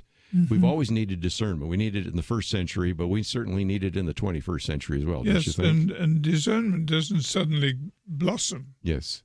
Discernment is something that you grow into and something develops. It comes with experience, and experience and wisdom are close cousins, and discernment fits right in there. So that's why we need older people and younger people coming together. We need the experience of the aged. We need the enthusiasm of the young, and a healthy church that can marry experience and enthusiasm is a church that will thrive. Joe, what would you say about that? We are having all sorts of ministries inside the church, and there's a sense in which I think that we always have seen women's ministries do pretty well. Mm-hmm. It's the men's ministries always kind of flounder a little bit. You women have this kind of steel magnolias ability to get together and to preach and teach and to mentor, but there is probably a greater need than ever before, because I would think that there was a time maybe a few centuries ago where younger women were always around older women in some way in various housekeeping situations or in other kinds of areas. Today, they're probably looking more for your kind of ministry than ever before, because they simply have come in from a broken home, or they have never really been close to their mother because she's out in the workaday world. So it seems to me that that's where the church can minister even more so. What are your thoughts? Yes, I agree. And I just want to encourage those of you that are 45 up and say to you, we need you desperately for the next generations. They need you. And in many ways, you'd never realize their behavior is asking for you. And it's our day, actually. And I think what all I hear in women's ministries these days is the heart cry of brokenness. Yes. I get a lot to do with the students down in Milwaukee, and especially with the students in the universities there. And at Christmas, they always ask me to go and deal with some of the topics they want, and they choose it. And this last year, they asked me to come and address this. What can I do with the empty chair at Christmas dinner? Wow. And I said, what's this about? And they said, if they're a parent, they've said, my son's been divorced twice. I've had an injunction taken out against me. I was told this 3 times last Christmas. Wow. Not to see my own grandchildren this Christmas because the new grandma says now it's my turn. Mm-hmm. And that is not exaggerating. And the Christian students are saying, what do I do with this? And so, Grandma, invite yourself into the people in church, your neighbors' children, all these people, And do it in the home. Use your home again, the Mary and Martha thing. It was noised abroad, Jesus was in the house. Do you have a Bethany house? It's home ministry all over again. And all of us can do that. Yes. And so I would just encourage you, yes, if you can do it in church building, fine. But it's time to look between your own 2 feet in your own neighborhood and your own neighbors and say, why don't I just start this? Campus Crusade gave us the idea when we arrived in the 70s. Invite people for your table talk. Have you ever invited all your neighbors just in? Just in. Yeah. And start there again. Churches start in home churches. Why can't we continue? And your point about those over the age of 45, I want to just say to our listeners out here, don't minimize what you can offer. I've told this story before, but you'll appreciate this. Just down the road, there's a Bible church that I used to be involved with, and at one point they talked about wanting to have some mentors and some teachers, and the chairman of the elder board said, well, I don't think I have anything to offer. And I turned to him and I said, if you don't, we're in real trouble.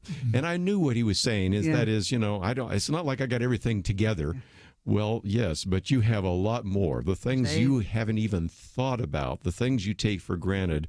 There are young people, and everywhere I go, I run into young people that are looking for mentors, looking for people to disciple them.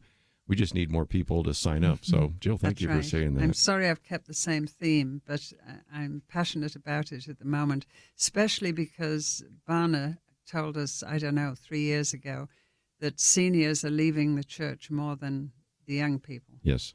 Senior Christians, senior with wisdom, senior who have served in the church. And hey, come back, Grandma and Grandpa. Time to come back. Just before we run out of time, let me mention again, the website is tellingthetruth.org. You can sign up for any one or all 3 of the devotionals. There is a broadcast today, and you can see that. There's a place where you can read some of the articles. You can watch the YouTube videos where you take on some of those questions. And if you find yourself saying, well, I just want to put it on my phone, well, you got a mobile app. So it's all right there. And who would have guessed that the 3 of us would be doing so many high-tech things here in the 21st century, but that's where we are. So, Stuart and Jill, thank you for spending some time with us today here on Point of View. Thank you, Kerby. It's been our pleasure. Thank you for the privilege. We're going to take a break, and when we come back, we're going to be talking about an opportunity to reach out through Opportunity International, and then we'll get back into some of the news that we'll be addressing as well. And if you find yourself saying, this was great, but I need to learn a little bit more about this, you can go to our website, pointofview.net. If you enjoyed this conversation we had today, don't forget, you can click on that button that says listen, and you can download the podcast and you put it on your phone or listen to it while you're working out, or the watch section. Very soon it'll be up on YouTube and you can watch it there as well. And so it's just been great to have them in studio with us today. As you go there, don't forget that not only can you download the podcast, but if you'd like to join our truth team, we believe in telling the truth. We have a truth team. You can join the team. Just click on that blue button, and that's a way you can support this ministry and keep these kind of broadcasts going as well. Have a lot more to cover, and we will do that right after these important messages right here on Point of View.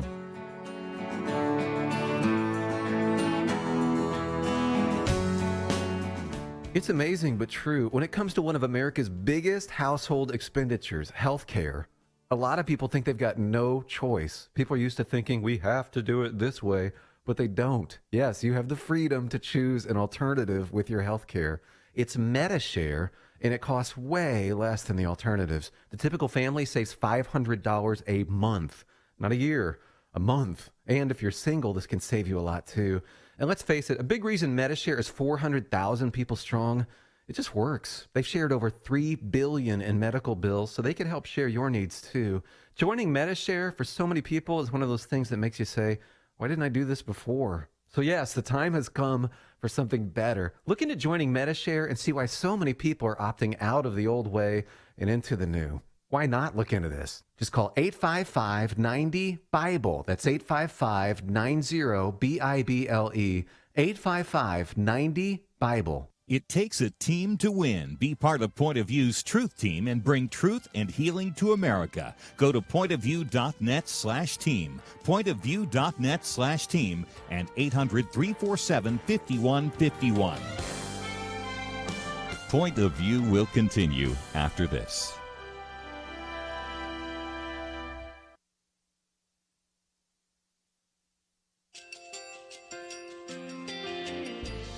I just want to thank you so much for all the wonderful programming you have.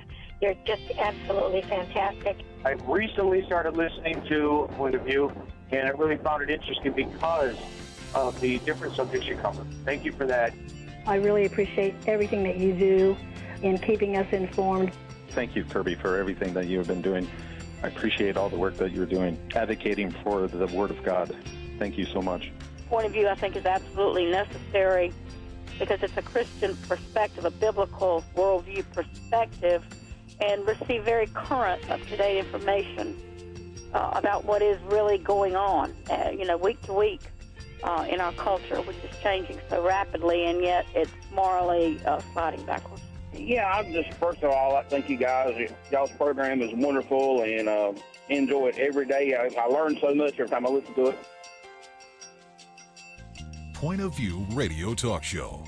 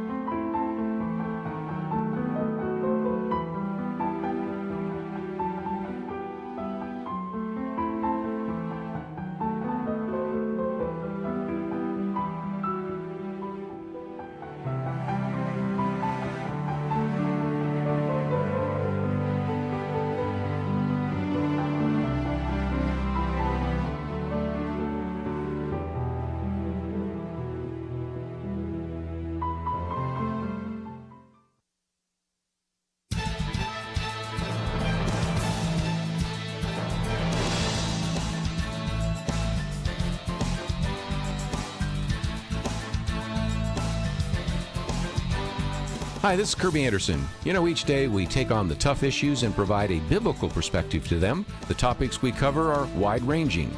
Apologetics, theology, prophecy, creation and evolution, intelligent design, marriage, family, child-rearing, the millennial generation, trends in society, politics, economics, business, religious liberty, the Constitution, public policy, foreign policy, military policy, tensions in the Middle East, abortion, homosexuality, pornography, sexual ethics, media, technology, history, and America's godly heritage.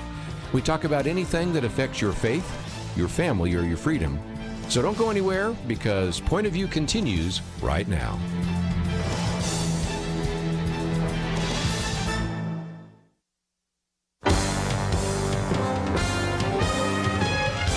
Across America, live. This is Point of View.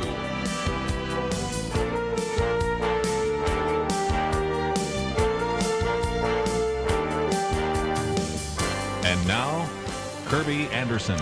Once again, we're going to get back into some of the issues in the news, and just a little bit later we're going to be talking with Atul Tandon with Opportunity International. But I thought I'd take on a couple of issues in the news, and if you go to our website, pointofview.net, you'll find that the first article is one that I think you will find very helpful. It's entitled Easter Worshippers. And it's really by Dennis Prager, who's been on the program with us before. And one of the reasons I wanted to do this is because just the other day when we were talking with Nick Pitts, we talked about the fact that we had seen these tweets that said the attack in Sri Lanka was an attack on humanity. Well, no, it was an attack on Christians. And then, you know, you even had some people saying that these was an attack on Easter worshipers. And so some people said, well, this is just kind of an odd way to put this on a Twitter tweet. And then because some of the people reacted to it, there was a whole article in the Washington Post that instead of focusing on the fact that almost 300 Christians were killed, it focused on the fact that some of the people on the so-called Christian right were reacting to the tweets. And so I was going to ignore it, and then I thought after that article, maybe we should cover it for just another few minutes. And Dennis Prager does a good job of saying in this particular case that he's not necessarily focusing on why Hillary Clinton or Barack Obama posted these tweets as to how this is maybe an illustration of how the left sees the issue of Christianity.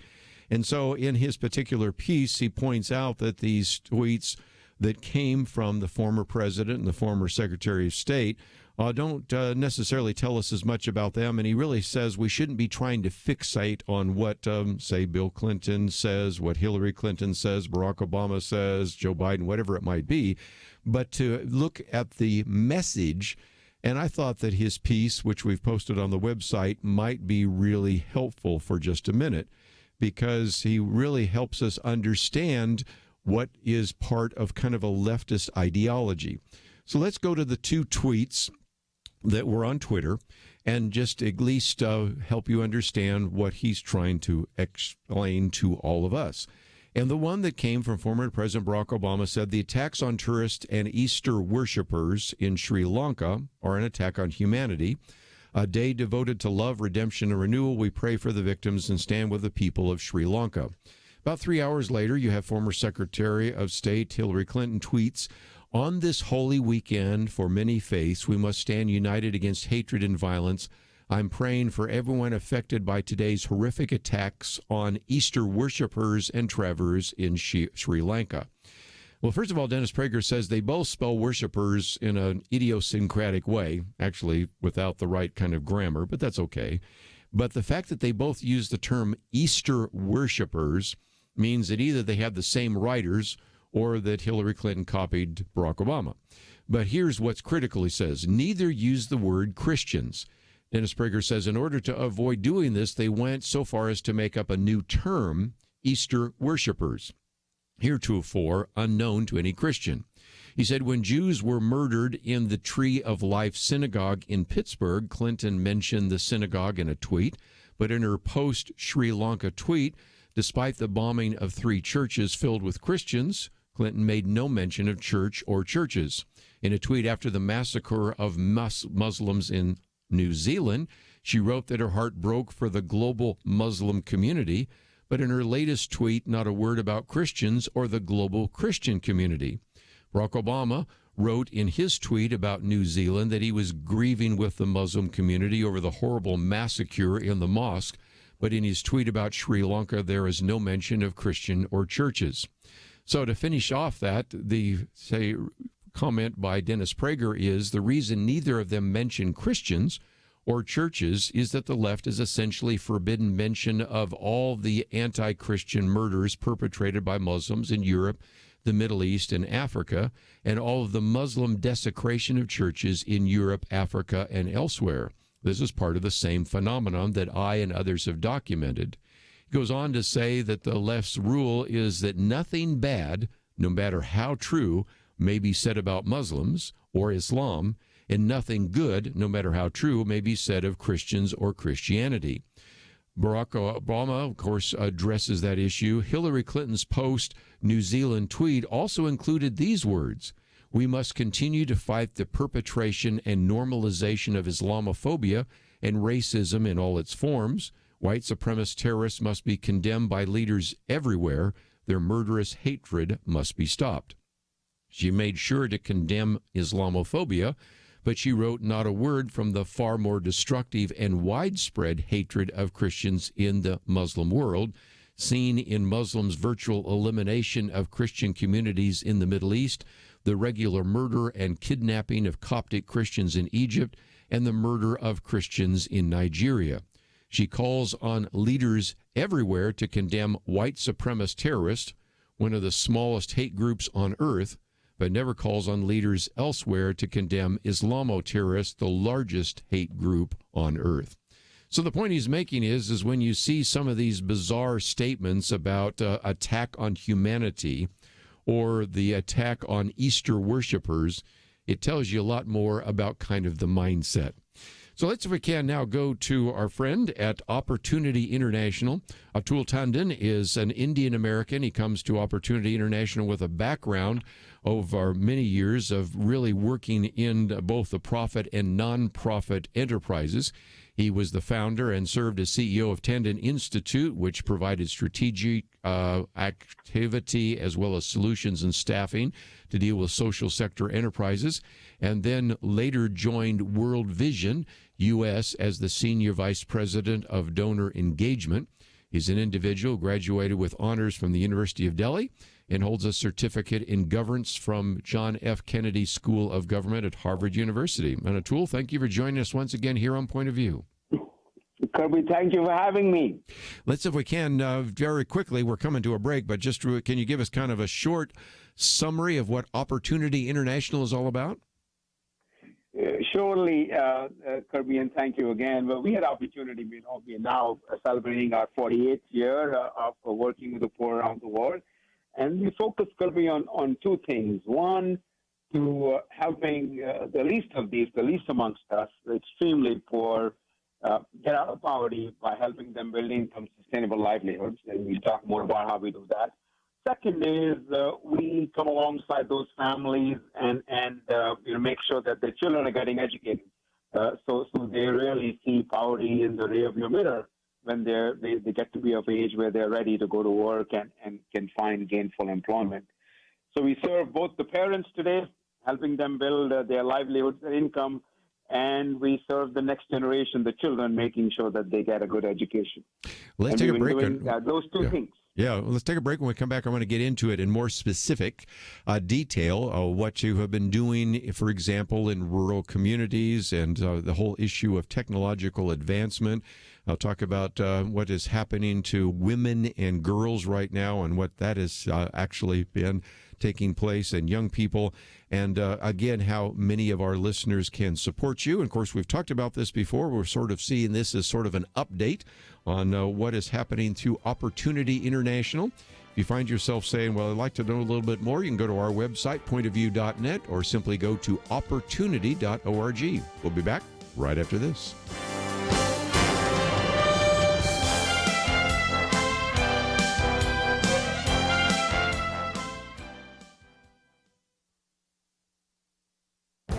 This is Viewpoints with Kerby Anderson. Last year, I wrote about how the state of Connecticut's vote brought the nation one step closer to dismantling the Electoral College. More than a decade ago, states started passing the National Popular Vote Compact. Each state agrees to ignore the votes of its citizens and cast their electoral votes for the winner of the popular vote. The compact only goes into effect when enough states holding 270 electoral votes approve the plan. This attempt to dismantle the Electoral College is a bad idea. Just look at a few of the maps that have been created to illustrate the impact big states and big cities would have on the outcome. The framers from small states feared that they would always be outvoted by the large states. Apparently, the national popular vote initiatives aren't moving fast enough, so various leftists are making historically dishonest claims. One CNN segment, for example, suggested that James Madison called the Electoral College evil. One op-ed suggests that the Electoral College was implemented to benefit slavery, particularly the state of Virginia and its slaveholders. And a professor interviewed on PBS even recited his arguments for the pro-slavery origins of the Electoral College. Jared Stepman cited Alan Guzzo, who points out that the only mention of slavery even related to the Electoral College debate at the Constitutional Convention is an obscure and unclear quote from Madison. Historian Sam Willits reminds us that the one president most helped by a lack of national popular vote was John Quincy Adams, who was anti-slavery and from a free state. He even states that there may be good reasons to get rid of the Electoral College, but adds that the myth that the Electoral College began as a slaveholder's instrument needs debunking. Let's have a debate about the Electoral College, and let's set aside historically dishonest arguments about it. I'm Kerby Anderson, and that's my point of view. From 20th Century Fox and Franklin Entertainment, Breakthrough, starring Chrissy Metz, based on a true story. Breakthrough, rated PG, now playing.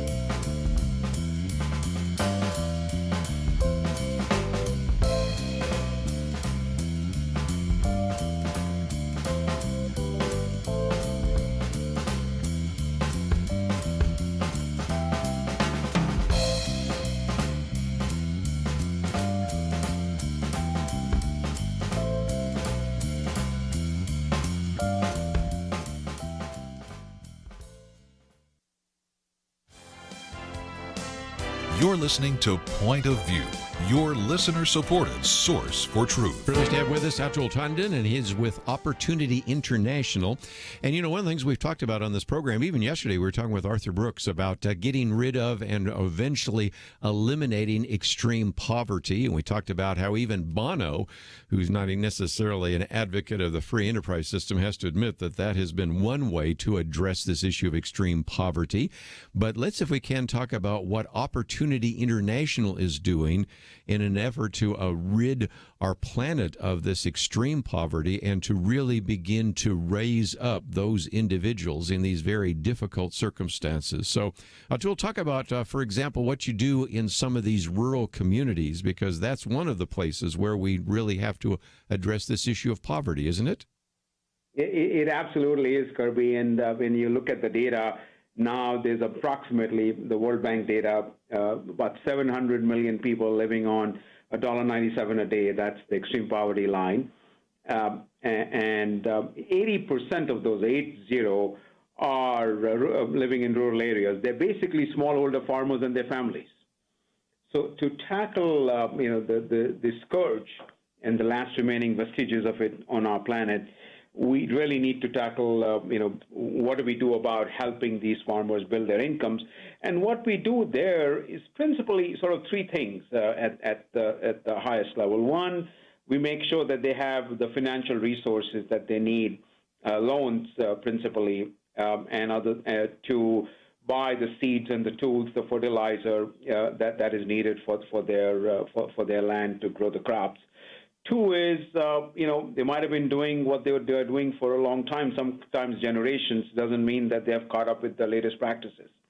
So we help them, train them on the latest practices. Third, which actually probably is the most complex, is, okay, how do we make sure, Kerby, that they get a fair price for their produce? Right.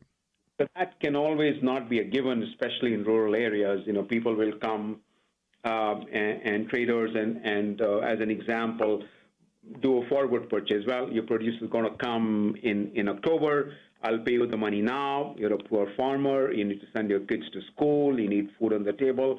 You sell it at a discount, right? So those kind of things are, how do you build a support system that they're actually able to get a fair price? So those are the three things we do. Loans, make sure you have the tools, training, you're using the tools well, and agricultural practices. Thirdly, how do we make sure you get a fair price? One of the other things is, of course, if you go to your website, when it has a section, What We Do, you have a section on microfinance. But the picture you have there are three individuals, women, that are in front of sewing machines. And that kind of gets us into this idea of a sustainable livelihood of microfinance. Can you explain that for us? Indeed. So what we've been doing, Kerby, for now 48 years is to go into very poor communities, both urban and rural, gathering groups of people together. 97%, as an example, of our loans are to women, poor women. They're typically in families, households. Husband's working somewhere. The wife needs to earn a living to make the ends meet, get food on the table. And so they come approach us for small loans, and we help them, give them the loans. Our typical loan sizes, they start at about close to about $325. They start at $160, go up to about $325, and they use those loans to set up their own small businesses. So it's a hand up. It's not a handout. They have to pay it back. They have to actually invest it, earn a living, and then pay it back, and then they can reloan, and the cycle continues. So we want to make sure they have the loans, they have the training to run the businesses, and they have support from each other, that they're encouraged. And then they have the discipline and practice to pay back the loan, do the savings, and continue the cycle. So frankly, it could be no different than any one of us. We, our parents, our families, in some cases, the government invest in our education. We get trained to do our profession. When we enter into it, we need support from friends, from family, from the community to actually do well. No different for a poor woman and a family who's living on $1 a day. Well, and again, in some respects, what you're trying to do is empower women to kind of change the world, which is one of the slogans that you use on your website, because they face cultural standards, discrimination, and a number of other ways in which they are oftentimes much more marginalized than maybe what you'd find in the Western world. True? That is indeed the case, Kerby, is because in many cases they're not wage earners but users. They are looked down upon, and sadly is what you find as you travel the world. And this is it breaks my heart. I do believe it breaks the heart of God, is that we don't value each other as God values us. He created us equal in his eyes. Each one he values, each one. And the women and the children especially get, the brunt of it because they're not wage earners, they're not laborers. They get the brunt of it in many, many different countries. So our focus has been, all right, how do we help the women stand on their own feet, not to declare independence, and I want to be very clear about it, but to have interdependence, that we are dependent on each other, that we are co-equal in the work we are doing and in the value we are bringing to the family, to the household.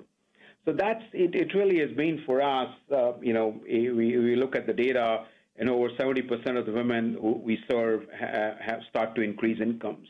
Over 2/3 of them will say that they are now better valued in their societies and the communities and their families than before. So it is, I can tell you a story of Linda the baker. Started in Ghana, in Accra. I met her last year, Kerby.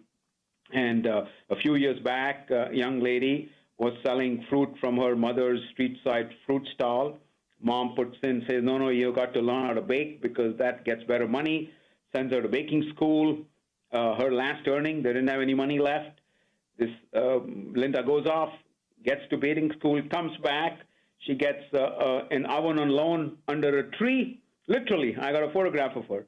And she's baking 6 bread loaves a day and selling it. Wow. Well, now 4 or 5 years later, when I met her, Kerby, the lady's running a factory in an industrial shed. She's making 7,000 loaves a day. She got 42 men who she employs, houses them, feeds them. And she's got 85 women who are selling it around Accra. I said, Linda, you are now a baker to the country. It's like she wants to set up a second factory. Started with a loan with opportunity, still here. It's, I look at that and I say, wow, if we could see more of that, the world will be a different place, Kerby.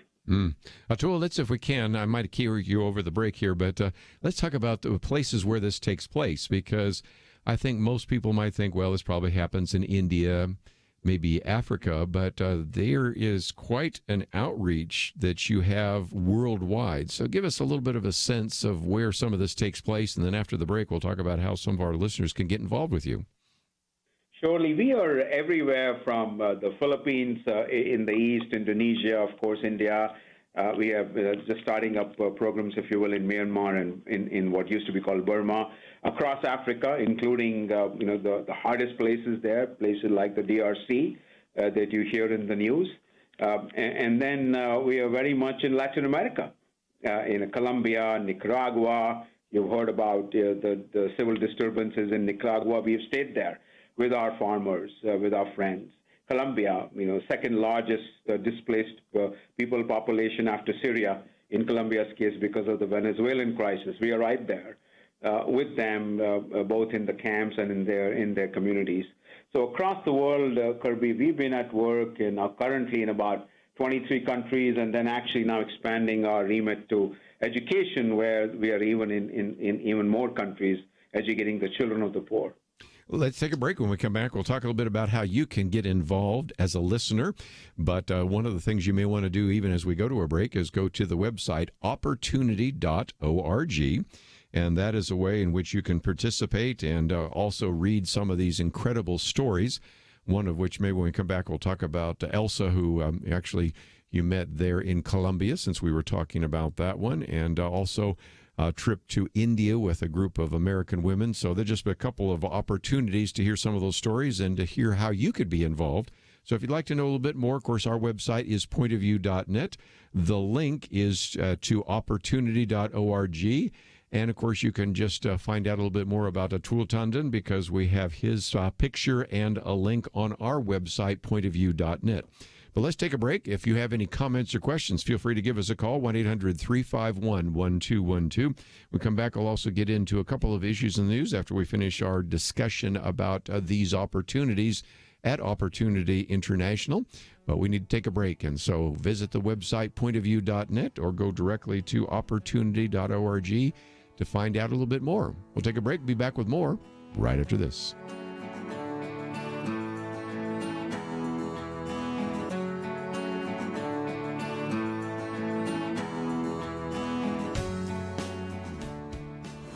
This Easter, from 20th Century Fox and Franklin Entertainment comes Breakthrough, starring Chrissy Metz, based on a true story. When Joy Smith's son John falls through an icy Missouri lake, all hope seems lost. But a mother's belief in the power of prayer inspires her community to trust God to do the impossible. Please, God, send your Holy Spirit to save my son. Breakthrough, rated PG, parental guidance suggested. Now playing. Tickets and showtimes available at breakthroughmovie.com. Ronald Reagan. Freedom is never more than one generation away from extinction. We didn't pass it on to our children in the bloodstream. The only way they can inherit the freedom we have known is if we fight for it, protect it, defend it, and then hand it to them with the well-taught lessons of how they in their lifetime must do the same. What are you doing to pass on truth and freedom? As one step, have you joined Point of View Radio's Truth Team? If not, why not? Join today. Go to pointofview.net/team or call 800-347-5151. Pointofview.net/team and 800-347-5151. Point of View will continue after this.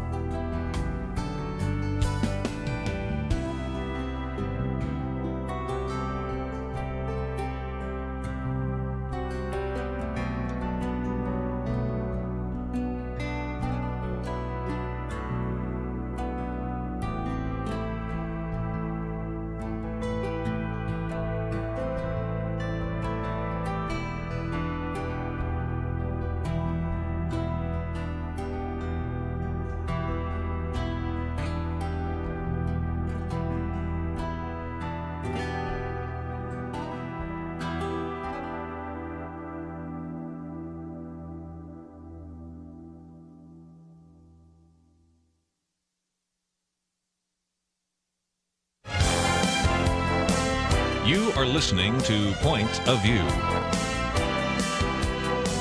The opinions expressed on Point of View do not necessarily reflect the views of the management or staff of this station. And now, here again is Kerby Anderson. Back once again, and Atul Tandon with us with Opportunity International. We've already mentioned the website, but Atul, a lot of people might say, okay, this is interesting. I did not know much about this, or maybe they've heard us have this conversation before, and they'd like to know what they can do to get involved individually, maybe how they can get involved with their mission group or with their churches. What are the points of contact, and how can people be involved with you?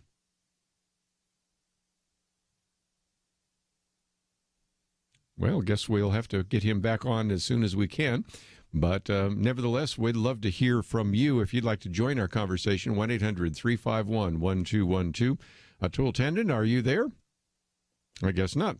Well, we'll do our best to try to pick up with him in just a few minutes. Let me just mention that one of the things I've done here is actually post a number of articles. We did talk about this issue of Easter worshipers just a few minutes ago. Yesterday was Earth Day, and I thought I would come back to that. That's one of the articles I've posted. Also, we've posted one on the impeachment fantasy. You know, we've had kind of the collusion fantasy, and this would be the impeachment fantasy. And then also have one called Citizenship and the Census that we didn't post, but it's something that I might want to talk about because there were oral arguments about that today before the Supreme Court, and it has to do with whether or not on the census to ask whether or not you are a citizen of the United States. Now, there was in the past a desire to do that and to ask that question, but for many years that has not been on the census, at least not on the short form. It has sometimes been on the long form, but that's something that is being discussed in part for whether or not this is something that the Commerce Secretary, Wilbur Ross, could do. Number two, there were just a lot of issues about whether or not this was actually presented in an honest way. I'm trying to be somewhat charitable because some of the actual testimony argued that they didn't use the word lied, but they basically, that's what they were saying. So that's what is kind of front and center before the Supreme Court case. And it will, of course, determine whether or not adding a citizenship question to the 2020 census is appropriate. 18 or more states argue that a citizenship question will deter immigrants from responding to the census, and so it will result in an undercount, at least of Hispanic Americans, and that is certainly possible. That also means that it would reduce the federal funding of those particular, in many cases, blue states, and also affect representation in Congress. So you can obviously see why this question about citizenship is become a big issue and one of the reasons why it was argued before the Supreme Court today. I think we have Atul Tandon back on. And Atul, let's, if we can, talk about how some of our listeners can get involved with you. Of course, Kerby, thank you so much. Well, let me tell you a story of your listeners and our donors getting involved. I was in January, early January this year, with a group of our American donors, all women in this case, 14 of them and I, and we were visiting a opportunity project in a very remote, extreme east of India. You know, tribal communities, arid. Think of the California desert country, and you get the picture, scrubland. And, you know, we are in this village visiting with a group of women who are our clients. They got small loans, sitting on the floor, and there are 15 of us and a couple of our local staff members and these women. And suddenly, one of the women comes running up to our group, and she points to one of the ladies who's in the group and says, I know you. And, you know, I know the local dialect, so I was translating. And it turns out that this lady is both a Hollywood and a TV star, right? And our client in India, back of beyond, Kerby, literally back of beyond, 6.5 hours by road from the nearest airport, she and that group had been seeing this lady's TV broadcast. Isn't that amazing? Yeah, and she talks about, you know, this her show is about matters of the heart and matters of the Lord and matters of faith. And these ladies have been listening to that. And great. it was just, we were just shocked how technology on the one side and, connectivity on the other, and now we're able to travel, and here we are. So we're more similar than we are different. And whatever little actions we do, Kerby, have an effect not only today, but I know eternally. So I thank you for that. But I think really, I would say the easiest way to engage with us, of course, visit our website, to, if you will, join the community, join the journey to help the very poor, the extremely poor. We are having a spring campaign. It's all on the website. And I think something to that I hang on by is that a small gift of $500, right? $500 gives both a loan to the family to start a business or to expand a business, and is enough money to, frankly, send 3 children to school for a year.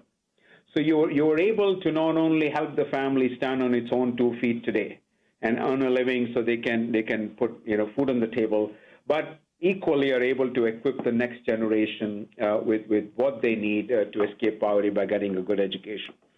So I would say at $500, it is about the best return you can get. Well, and again, there's a number of ways to do that. You can support the initiatives. You can fund a loan, which we just talked about. There could be a fundraiser that you, a local group, your church or something could do. And so there are just all sorts of ways in which people can connect. So the best thing to do is to go to opportunity.org. And it sounds to me like if some would want to even travel with you, that's a possibility because you had that Hollywood personality with you and a number of other women. So that may be a possibility for some of our listeners too, isn't it? Absolutely. We have trips around the year, pretty much every quarter going to a different part of the country, of the world. So please feel free to join. Or, Kerby, the vast number of our visitors are your listeners who might already be on holiday or vacation as we travel around the world. And, tell us where you're going, give us a day, and we will come pick you up from where you are and go visit our projects in the community and get to really experience firsthand both, the changes in the lives of people like Linda and Elsa and this, my friend in India, and to experience what you can do directly face to face. And what I can tell you is, every time I go, I'm leaving for Uganda this weekend to spend a whole week in our projects. I really am. I'm just Kerby. If you will, it confirms to me the depth and breadth of God's love for His people. Everywhere, I'm able to see that. Also, to see how much harm we can do to each other. Yes. And how, in the middle of that, God's love, Jesus called to love the least of these. How in that the light we are celebrating still in the Easter. The people walking in the darkness have seen the light. I mean, I get to see that, and I can guarantee you, I can promise you, your listeners and our donors, as they travel with us, you will see the same. Well, again, Atul Tandon, who is the Chief Executive Officer there for Opportunity International. Again, all you need to know is go to opportunity.org or just simply go to our website, pointofview.net. You'll have everything that you need to know about that. And I would encourage you to get involved. And as we talk about this desire to end extreme poverty around the world, to extend a helping hand and to reach out to the least of these. That's one of the reasons why we wanted to bring him back on the program. Atul, thank you for joining us and look forward to the next opportunity. Thank you so much, Kerby, and thank you again to your listeners. I do look forward again as well to the next opportunity. In the meantime, visit opportunity.org. And again, I wish you well on your trip to Uganda. So we're going to take a break. Just before we do so, let me mention what we'll cover when we come back. There are a couple of articles that I've posted today, and our course earlier spent some time talking about the first one, and that was the whole issue of the use of the term Easter worshipers. But I wanted to cover a couple of other things. First of all, the impeachment fantasy. I'll only spend a few minutes on that. We've moved from kind of the collusion fantasy to the impeachment fantasy, what that's going to mean. And then yesterday, I really wanted to talk about Earth Day, but we just didn't have any time to do so. And the article I've posted here is entitled The Earth Day Horrors, and it just illustrates again that when Earth Day was started back in 1970, and I was actually involved with that, it had some very noble purposes, but it has morphed into some things that do raise some questions, and I think you'll figure that out when we get into those issues when we come back from the break. If you'd like to know some more about some of the things we've covered, it's all available at our website, pointofview.net, and I encourage you to go there and find the links to opportunity.org, as well as some of the other material that we've covered today with Jill and Stuart Briscoe and Telling the Truth. It's all available at our website, pointofview.net, and we'll come back and talk a little bit more about a couple of other important issues in the news right after these messages.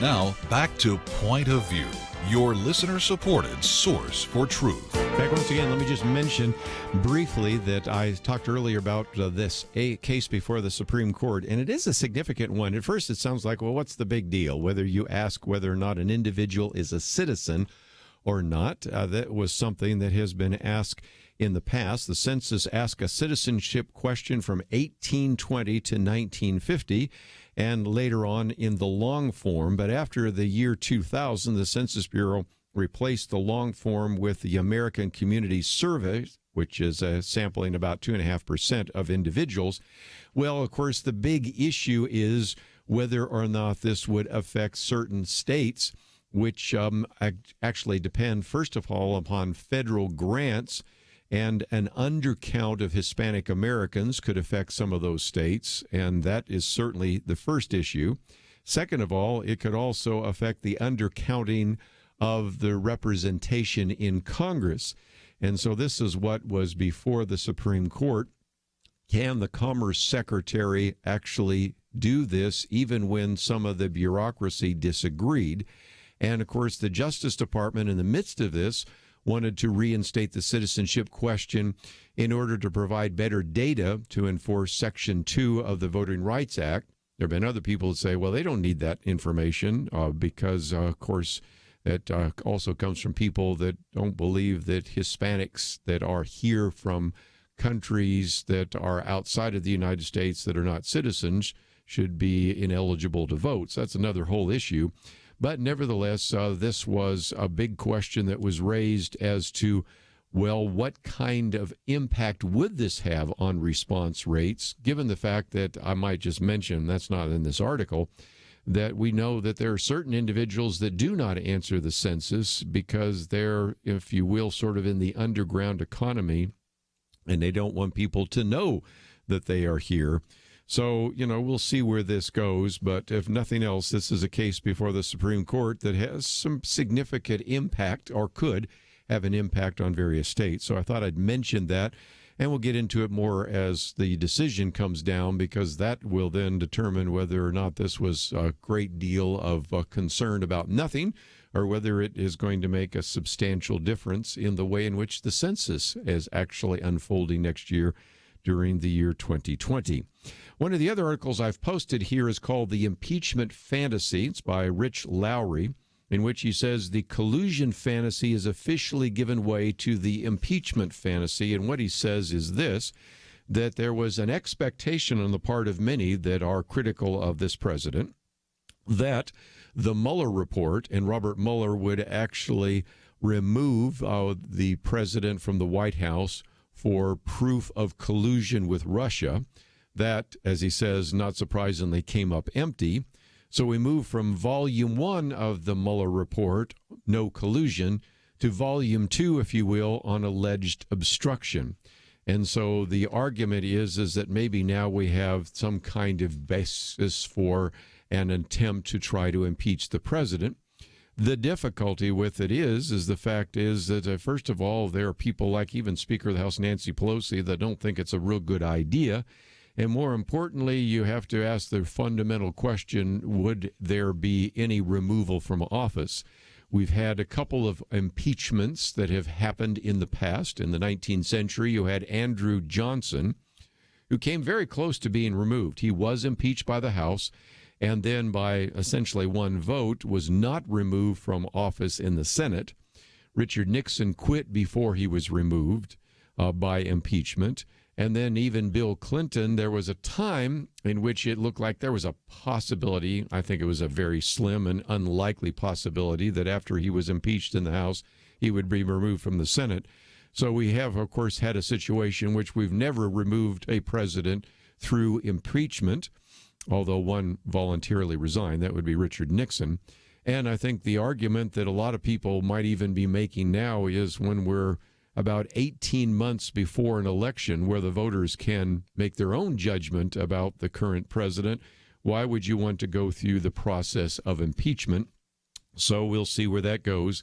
I did want to at least mention it, like the citizenship question, and give it the time it's due, which, as you probably notice, is about 2 minutes, because we're going to hear lots and lots about this for the next couple of weeks, but I suspect it won't go anywhere, but I could be wrong. Finally, let me talk about Earth Day. Earth Day started back in 1970. As I mentioned earlier, it was something I actually participated in. I was in high school, but that very first Earth Day in 1970 was so significant that I was able to, with a little bit of help, actually get somebody from the Sierra Club, an executive from the Sierra Club, come over to our high school and speak. And in those days, there was a real need because there was a concern about some of those issues. But even looking back to 1970, I think there was a great deal of hyperbole. There was the argument that a famine would wipe out billions of individuals. That was Paul Ehrlich. There were predictions that we were already approaching an ice age and we might freeze to death. That didn't quite work out. There was concern that acid rain would kill all the plant life, and most importantly, that we would completely run out of oil 30 years later, which would be, of course, in the year 2000. How did all that work out? Not so well. Well, one of the things that in this article I would love you to read in its entirety is some of the just bizarre things that are being said and attributed to climate change. First, that there would be all sorts of species that would go extinct. And of course, we've had species going extinct long before human beings were around to despoil the planet in any significant way. And certainly that is the case. But this particular one goes on to say that then if indeed climate change continues, that, and I'm not making this up, hedgehogs will go bald. And there are, by the way, HTML links to every one of these, so you can go and find some of them. Fish will start going deaf. Oysters will be plagued by herpes. Then you might say, well, what about some of the creatures that survive? Well, there are some that say that new sharks will be created, that those sharks will attack us more frequently. Sounds like Sharknado. Crocodiles will be driven from the water to seek us out. Vampire bats will become a plasma scourge. In other words, they'll be, attacking us and draining our blood. There'll be marauding jellyfish.